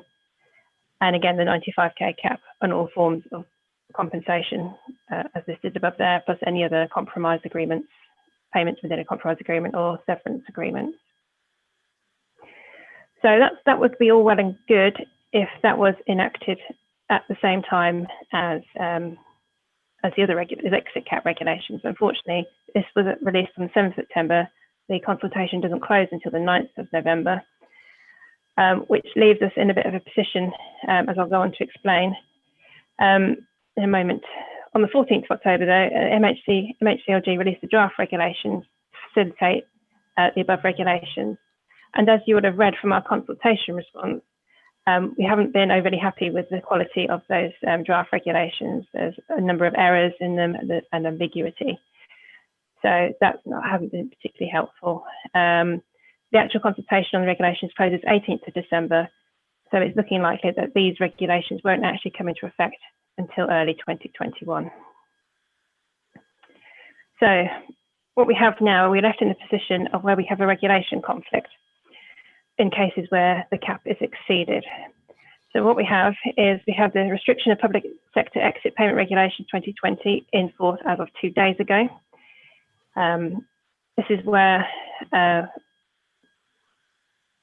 the benefits, the regulations are saying that we cannot pay a pension, have a cost of a pension, person leaving the pension scheme with 95k or more. The benefits should be reduced where the cap is exceeded. So that's what those regulations are saying. Unfortunately, the LGPS regulations, as they stand today, do not say that we can pay a reduced pension on the grounds of redundancy or business efficiency, or a deferred pension either. So there's a conflict there between which of these regulations should be enacted, or when we're processing a benefit, which one of these regulations we should take note of. What we have again is as I mentioned on the previous slide, we have the new regulations that are still under consultation, which would enable us to pay a reduced or partly reduced or deferred benefits on a member leaving above age 55 who exceeds the 95k cap. So we're in a bit of a predicament here as to what we should do. Should we get any redundancies that occur between the 4th of November and up to January, possibly later than January, when these new regulations come into force? So the Scheme Advisory Board have been heavily involved in this. They've already sought QC opinion on the conflicting regulations and have issued what they believe to be the position with regards to how administering authorities should act.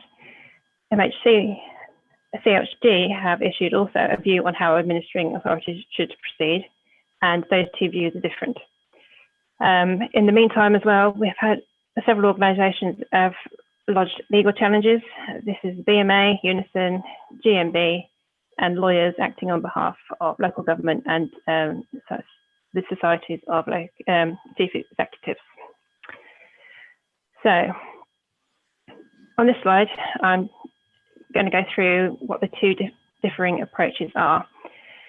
So SAB, their recommended approach is that we should, for people over 55 who exceed the 95k cap, we should offer a deferred benefit or a fully actuarially reduced pension upon redundancy retirement. The scheme employer should delay the payment of a cash alternative, which is effectively the cost of making them redundant, as in the redundancy payment and the pension strain up to 95k. They should delay making that payment, whereas MHCLG say that payment should be paid. So the Scheme Advisory Board are going with their view because it provides maximum flexibility for both the administering authority and scheme employer to minimise their risk against challenge from scheme members, because the members could look at the regulations and say, well, under the LGPS regulations, I should have an unreduced pension payable, whereas all we can technically offer is a fully reduced pension. So they would have a feasible right to challenge that. So that is the basis of the conflict. And we also will have concerns around scheme employer making these large payments, when we could also ask for large payment as well to make up for the pension strain if we're paying reduced or partially reduced benefits at the end of the day. So the Scheme Advisory Board have recommended administering authorities seek their own legal advice. We have done that, and we're expecting that advice to arrive mid-November, which is the end of next week. There's also some work going on for the Scheme Advisory Board to consult with the Pensions Ombudsman with a view to bypassing the eternal dispute resolution procedure, which is the route for members to complain about any decisions made on behalf by the administering authority on their benefits, because it would be crazy not to deal with lots of IDRP things about the same matter. It would be useful if we could just take those straight to the Pensions Ombudsman. That's pending, but we should hear more about that soon. So let's take a little breath there, because that's where we are today. It's a very awkward situation. It's taking up a lot of people's time trying to work way through this complex situation, trying to find the best approach to take in what is both could be seen as both options are technically unlawful. Not a nice position to be in, but that's what we've got to work with until the new regulations are in place, hopefully sometime in January. So take a breath there. Has anybody got any questions up to there? Thank you, Joe. I'm not seeing any hands up. Any questions for Joe up to this point?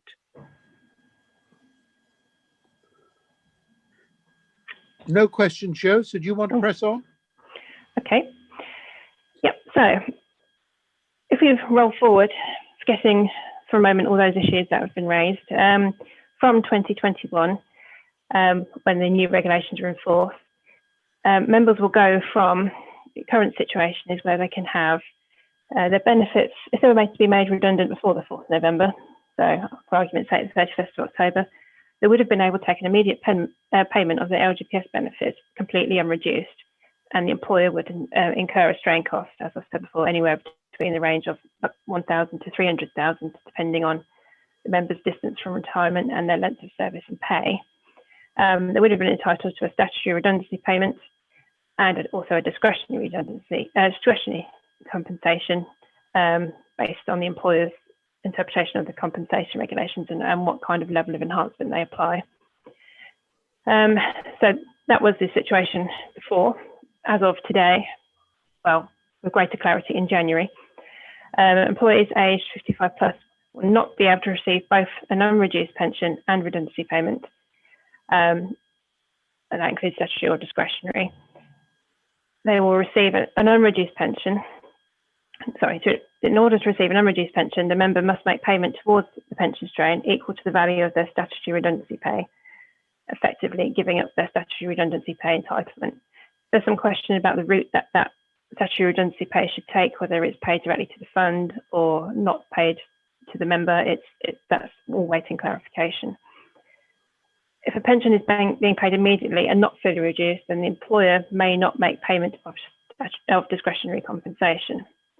So to put that in a more visible form, I've got 3 examples here of what that will actually look like in practice, based on our understanding at the moment, based on the draft regulations, and based on GAD guidance. So I have to reiterate that by no means am I saying this is final. This is just our interpretation based on the information available at the time. I think what you'll see, without going through all the detail of these packages here, is the effect on the scheme member, the total value of their package available to them, which you can see at the bottom of each of the columns. So we have immediate unreduced pension benefits. The member would previously have received a package to the value of £114,361 in this particular example. Going forward, the actual value of the package will reduce to £84,605. But that's even more stark when you're looking at going for the deferred pension option and taking payment of the statutory redundancy pay and discretionary redundancy pay instead. So the previous value of the package was £114,000, but that actually now drops to £29,596. And going through the next 2 slides, that's pretty much the same story. These are just based on different salaries and different values of pension strain and different values of redundancy pay, and when the member does or doesn't breach the cap. So I don't want to go into those in too much detail. There's an awful lot of maths and numbers, and we're not even 100% sure this will be the final position. But that should give you an indication of the effect of the cap on local government employees when they're made redundant from the scheme. So that, in a nutshell, is it. That's our understanding at the current time. We're not offering a sort of any opinion on the matters until we've received the independent advice from our lawyers. So if there are any questions, I'm happy to try and answer them. I'm not seeing any hands, Joe. Are there any questions? Barry? Just more a comment than question. I know you're not making any comments, so you've had your legal advice, but I'm pretty sure that I can see in the consultation response, page 143 or page 5, a lot of responses regarding how it could be seen as age discriminatory. I just think that it's going to be another Mcleod. It's going to be unions like my own taking it to the courts. Because I think even somebody on a modest salary who's got lots and lots of years service is going to fall foul of this. Just my opinion anyway. I have to say, Barry, I tend to agree with you. I think that this could have been handled a lot better, and yes, it's caused a huge amount of upset and unnecessary difficulty in the administration of pension schemes. So, yeah, totally agree. Joe, any thoughts on that? Probably difficult one to ask me that. It has taken up an awful lot of officer time, advisor time since it's all emerged over the last month. That's absolutely for sure. I'll keep my personal comments to myself, I think, and wait the legal advice. Very sensible, Joe. Any other thoughts or comments from other board members? John?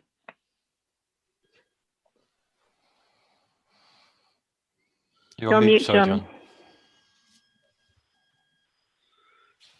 John, you're on mute. Yeah, I'm here. I understand when there's other changes in the pension scheme, a person can have their pension worked out on 3 or 4 different schemes, which seems fair and reasonable. But this means that somebody who's been in it for 40 years having an expectation at this point in time, there's no sort of stepping arrangement that the calculation is made under the scheme as they are during their working life. It seems a bit odd to me, this, to have backdate something so viciously. Yeah. That would be government policy. But yeah, I mean, there are the opportunities for employers to exercise waivers But again, we couldn't comment on that. That's an employer issue. So, yeah. I mean, I think we've been aware this is clearly something on the agenda for, as you know, say for 5 years. I guess the concerns we have as a fund, beyond the obvious concerns for the turmoil, quite frankly, it will create for employers and employees going through, say, workforce re-engineering at the moment. We have local government reorganisation going on in one of the other fund we administer, of course. And you can imagine the impact it can have there. I think for us as a fund, it's the case that almost knowingly we have a position has been engineered where regulations are in complete conflict with each other. Whereas I think it was quite clear that the administration was going to be more involved, more difficult, more choices once we reached once we had the new regulations for local government exit in. But what we never envisaged was a situation where the exit cap would come in first prior to that and put us in the position we are. That's the surprise and the biggest, where a lot of our time has been spent over the last week or so trying to work through. It's not just we are taking legal advice. The other aspect is the strain cost factors. So even that strain cost that feeds into that calculation, the strain costs we have been put in place to work out what payment an employer pays to us. They have not been put in place to work out how member benefits are impacted.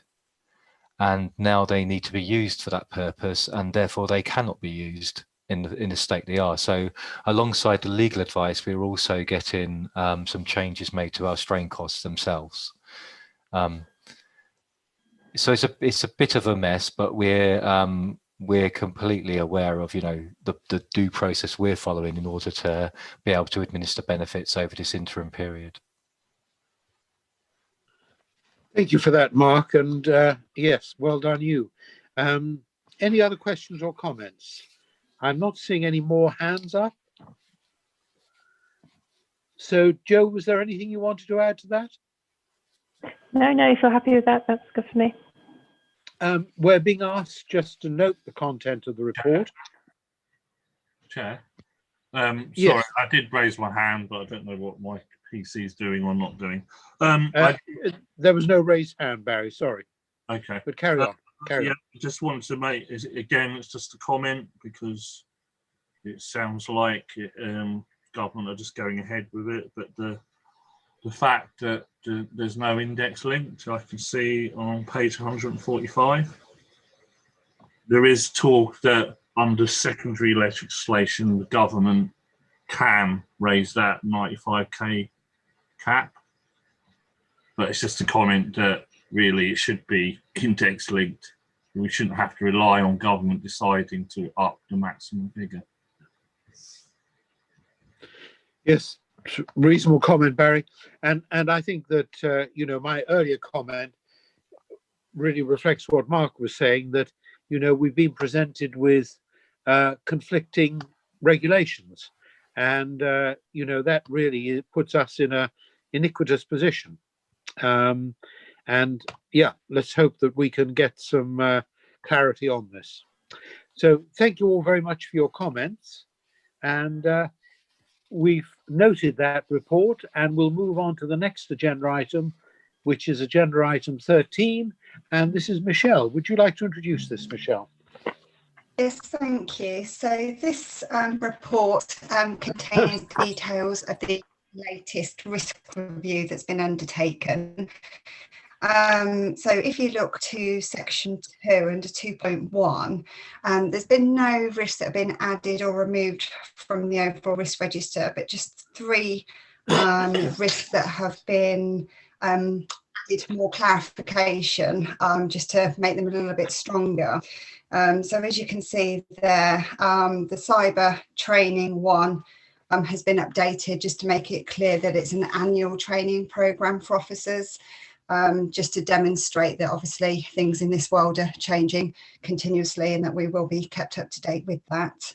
The second point there is an extra mitigation that's been added in about the modelling techniques and the fund actuary and the democratic assumptions. And finally, there's another one that's been strengthened at the bottom for risk 21. So in the actual description of the risk, it's just been updated to say in conjunction with the fund actuary and specialist advisors. So those three there, all the risks were already there. It's just a case that when they've been reviewed, they've just been a bit strengthened just to make sure that it's absolutely clear what we're trying to demonstrate there. So the only other thing to mention really is under section 3. As you know from previous meetings, the risk register itself just really shows the overarching high level risk for the fund. So in section 3, we've highlighted again the short to medium term risks. And there's just a bit of an update there in terms of obviously the impact of the pandemic that's gone into that category again, and the administrative pressures that we're under in terms of obviously what we've just heard from Bo's presentation there, and obviously things like Mcleod and relevant issues that are going on that will obviously affect us as a fund as well.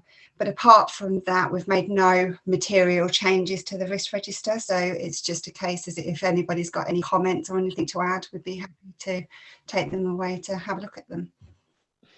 Thank you very much for that, Michelle. So any questions or comments? I'm not seeing any raised hands. So we're just being asked to note the report, and thank you, Michelle. We have noted it, and we're now moving on to agenda item 14, and that is Joe. Would you kindly introduce this, please? Thank you, Councillor King. Yes, so this is a report to give you an update on where we are with the Mcleod case and also the cost cap mechanism. So, as you'll be aware, the Mcleod case has been running for quite some time. We had a consultation back in July that we responded to, and you've seen the consultation response to that. And the consultation proposals, they're quite technical, and they're detailed in 2.2, so I don't plan to go over those in any great detail unless you have any specific questions. But what I thought would be most interesting to cover would be the potential impact on the Cambridgeshire Pension Fund by Mcleod. So back earlier in the year, before the consultation was released, we commissioned our benefits and governance advisors, Aon, to have a look at our scheme data and see which members were likely to be impacted by the Mcleod case. As you can see from the table in 3.2 on page 191 of your packs, they've come up with some high-level data which may need, well, it was rough data at that time. It may have changed slightly. Now we know what the proposals in the consultation are, and also with the passage of time. So what we have here, it's basically showing that they believe that out of 27,000 active members in the scheme, 8,000 of those will be requiring a remedy, or their record looked at to see if a remedy is required. And as you'll see, the numbers go down there to a total of 17,500 out of 74,000 scheme members, which equates to 24% of the scheme membership. What I should caveat by saying is that whilst we'll be looking at 17,500 per scheme members, their remedy may be very small indeed, or it could be slightly larger. We just don't know without looking. So that sounds like an awful lot of work, and we'll still have to look at all these 17,500 members, but their benefits may not be adjusted by much at the end of the day. So there is a bit of a work versus outcome challenge there, but the work still needs to be done regardless. And just for a bit further information, table in 3.3 details the scheme employers with the most members that will be affected by Mcleod. And it's probably no surprise that Cambridgeshire County Council is top of the list there. It has the vast majority of the members anyway, and probably a bit more mature membership where these cases will fall into. So what I've next gone on to talk about is what we need to do next. And it's probably best to look at this in terms of the appendix. I've attached Appendix 1 on page 195. So what we've got here is a bit of a high-level plan of the things we need to consider going forward to follow through on this on the Mcleod remedy. So we need to think about the governance of the project that we need to carry out. Planning is required in terms of that. What if we're having work streams, that kind of matter. And of course, the regular reporting to yourselves and the pension committee on the progress made. Data collection is our biggest and probably most pressing concern. We need to start collecting data for any members that we don't have a full membership history in terms of part-time hour changes from April 2014. No, sorry. For these active members that are in the scheme from the 31st of March 2012 up to the current date of April 22, really. We are one of the lucky schemes that carried on recording changes in hours when it didn't become totally necessary from the 1st of April 14. So we're in quite an advantageous position there where we have been collecting, whereas some of the funds have just not recorded it at all or even asked their employer for it.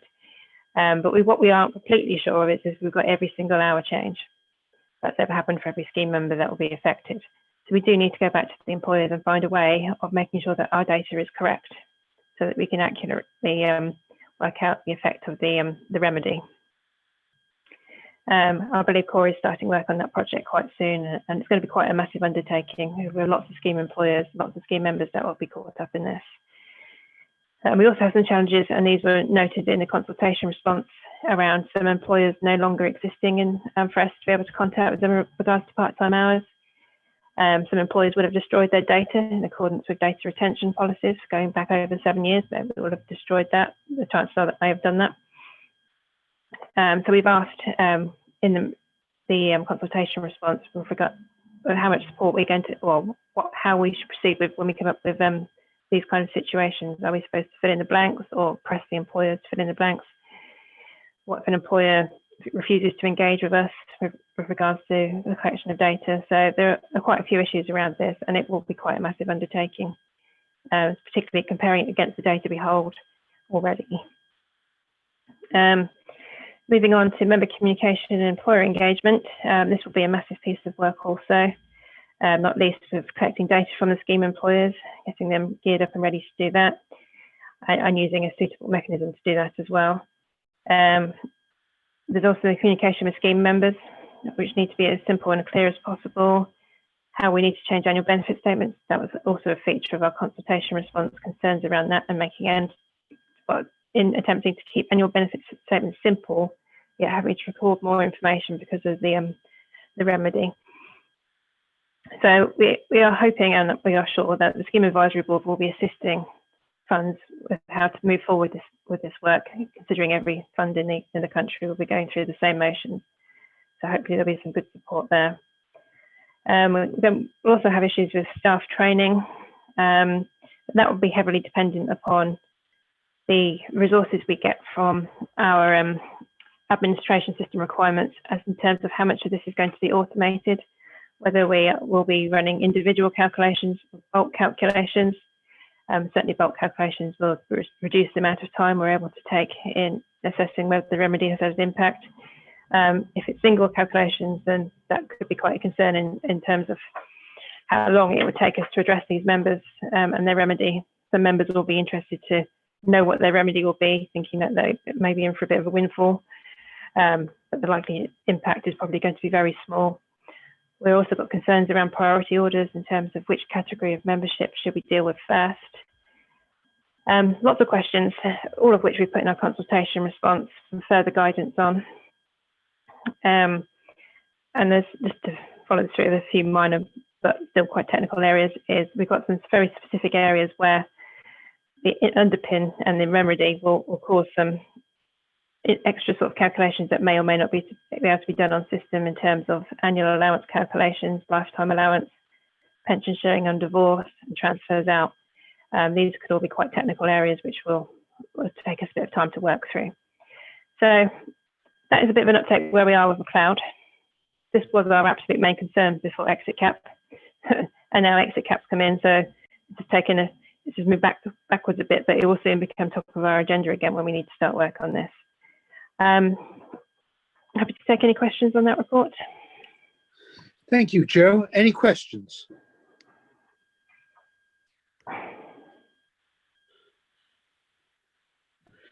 Councillor Payne. Thank you, Chairman, and thank you for that report. It seems terribly clear to me, or at least you've done an excellent job of explaining it. Thank you. The question I've got, I suppose, is as to the load on the team to actually deliver everything you're trying to do. You're describing the extra cost of all this, the prior work on the exit cap, taking a load. This may be automated, but you've identified already some manual cases and the need for training and everything else. That's all going to eat into business as usual, and I'm continue to be concerned as to whether you've got enough people to continue to deliver everything you need to deliver. Joe, would you like to comment on that? I might let Mark, if that's okay. Yeah. Yes, of course, Mark. Yeah. Yeah. I mean, thank you, Councillor Payne. I mean, an understandable concern. We will almost certainly, as you can imagine, be requesting some degree of extra resource in next year's business plan and the year after. I think the hardest thing at the moment is us just actually profiling exactly what we need when. Yes, so obviously we're this year on Mcleod is about asking for the info. Next year is about having received the info, doing something with it, and then later down the line there's the more niggly bit, which is quite frankly dealing with the the full impact of Mcleod and how that's going to impact processes. So it's different resource at different times. Plus, of course, beyond the staffing, it's obviously any system costs, etc. For exit cap, clearly, what we're looking at right now is in 2021, how much more do we need in order just to do the business as usual in the new world? So we and possibly even before that. In the background, we obviously have, and this is purely Northamptonshire, but it relates because it is after all the same team. I need to make sure that there's no impact of all that local government reorganisation impacting the Cambridgeshire Fund administration. So to be very clear, that everything related to that needs to be so all of that combined, we're going to have to incorporate into our next business plan. I can look at the structure as well at the same time, which is something that I will do to make sure we've got the right setup from a management team perspective to deliver projects in this way as well. So yeah, cognizant of that, and almost certainly we're going to need more resource down the line. The good news is that we've got two more people coming in, one pretty much immediately, one is just serving their notice, but that will actually put us back up to completely full establishment on the operations front. So what we have been able to do really well is keep ourselves at full establishment in terms of staffing, and that's why in the business plan update I did just flag a slight overspend on the staffing cost.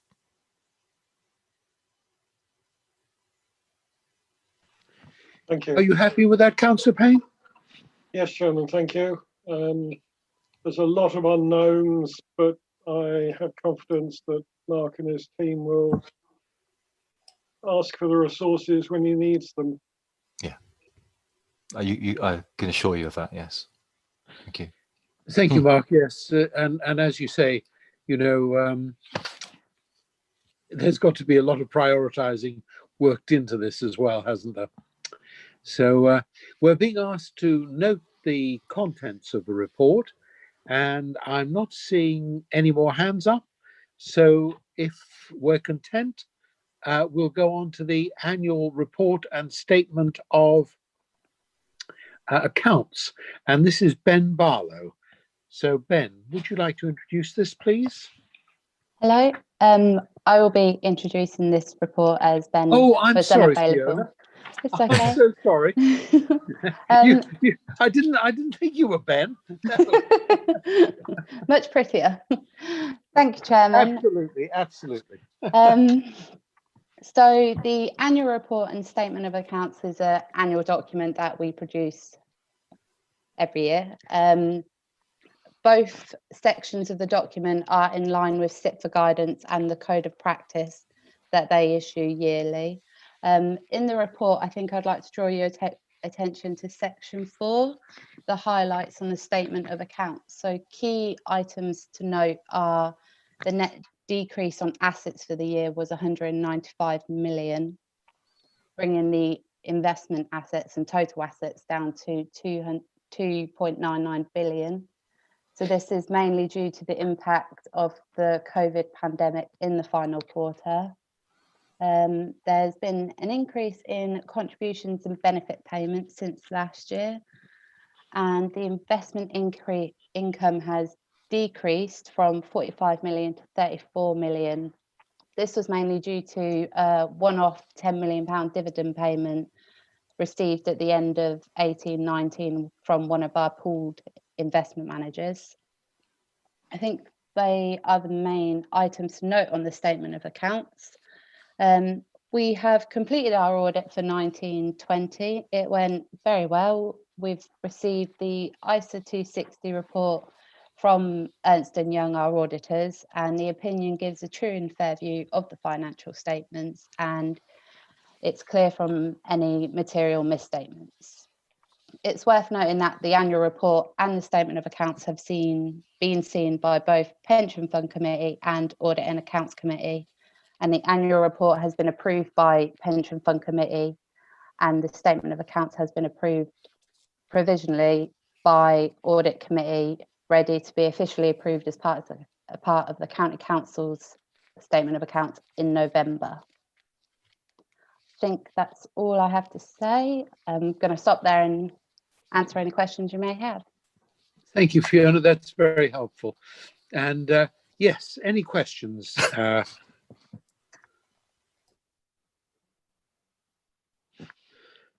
Not seeing any raised hand. Oh, yes, John. Yeah, thank you very much, Fiona, for that report. I think it's a bit of a shame. I'm sure Fiona's perhaps got a lot more to do at her desk than perhaps sit and wait for 2 hours before giving a single report, Chair. I just wondered if we get a similar situation in the future, we could move an agenda item up to the beginning of the meeting. Yes, I think that's a good idea, John. What does Rob? What do you think about doing that in future? Yeah, that's not a problem. I mean, the only other way of doing it is that the officer doesn't have to sit there and is perhaps called in nearer the time, so that they can do other things. Is the other way of doing it. But yeah, if they are there, yeah, I think really that would make sense. I mean, bless her, she must be actually a bit befuddled by the last 2 hours. So many thanks for sitting with us, Fiona. I think the only problem, Rob, with your suggestion is, of course, when we go back to meeting in real time rather than virtual time, because obviously there won't be that option for an officer to come in at the appropriate time. So I think we need to give that a little bit of thought. I think John's suggestion is a good one, and maybe we can just give that some thought when we're doing the agenda order. Thank you, Chair. Thanks, John. Yeah. I don't see any other raised hands. I just had a comment, Fiona, really, and it's looking at section 4, the highlights. It's been a difficult year, hasn't it? And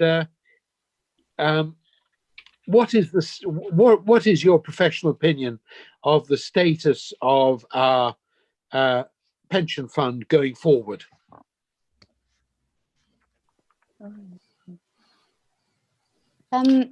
So a part of the statement of accounts, on request for the auditors, we've been asked to do a going concern assessment. which I think is included, note 4 maybe. In my professional opinion, our cash management strategy is in place, so we're able to meet our liabilities of paying pensions and benefits. Since March 2020, we have seen a recovery in our investment assets, and I'm sure Paul would like to comment on the recovery. Yes, I'm quite happy to do that, Fiona. The value of the fund in the account is 2.5. We can't hear you, Paul, very well. Is that better? Yes, lots. All right. Yeah, I'll move my microphone. I moved it away so I didn't disturb. Yes, so it was about 3 billion in the statement of accounts, the value of the fund. As at the very latest position, the end of September, we've gained 600 million. So we've had a nice little bounce back. I think it's fair to say that the COVID crisis in March saw the fastest and deepest fall in history, followed by the quickest and largest recovery. And you've got to remember that this was a pandemic. It wasn't a financial crisis. It was a crisis over a disease that was affecting the whole of the world. And it's no surprise that markets took a very defensive position very quickly whilst they evaluated what it really meant. And there has been, as I say, a significant recovery to the fund.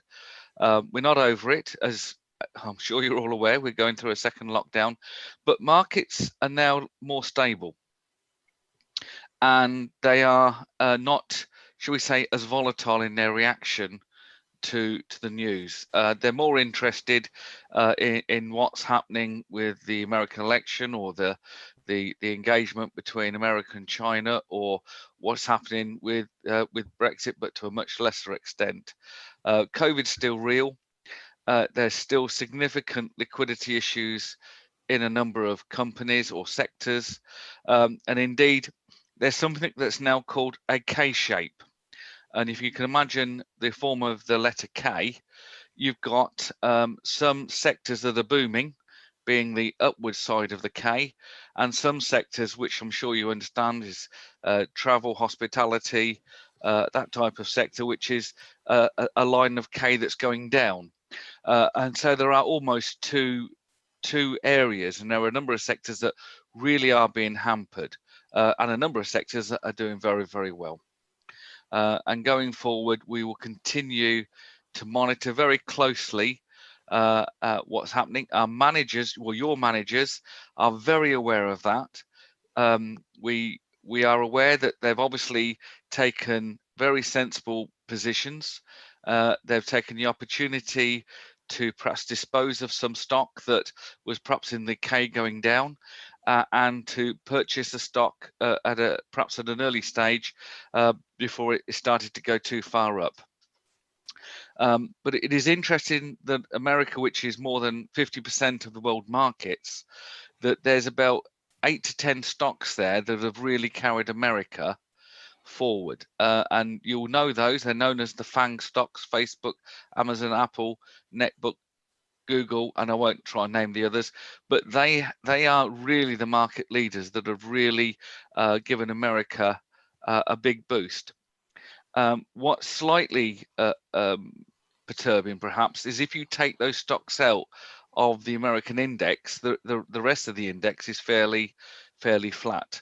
But the most important thing is your investment managers are aware of that. They're researching it. They're on top of it. And that's one of the reasons why you've seen a nice £600 million recovery. But we're not out of the woods. We're still monitoring it very carefully, and we're still making sure that managers are engaging appropriately. Thank you, Paul and Fiona, for those reassurances. And that's good to hear. I'm still not seeing any other raised hands. So we're being asked to note the annual report and the accounts, which we will do. So moving on to agenda item 16, please. This is Michelle Oakenson. Would you like to present this agenda plan, please?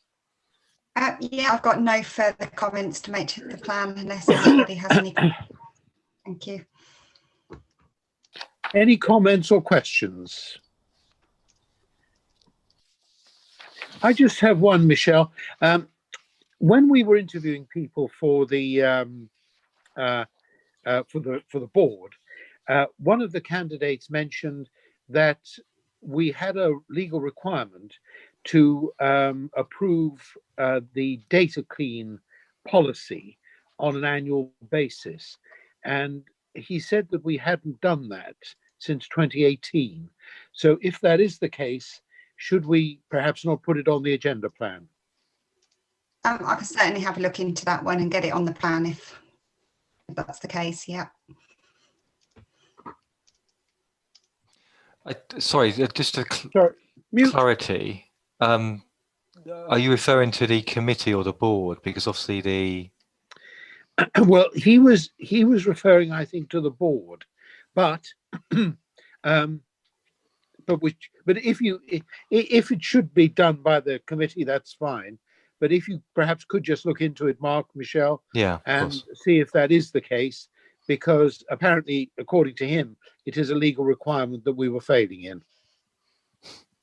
Yep, noted. Thank you.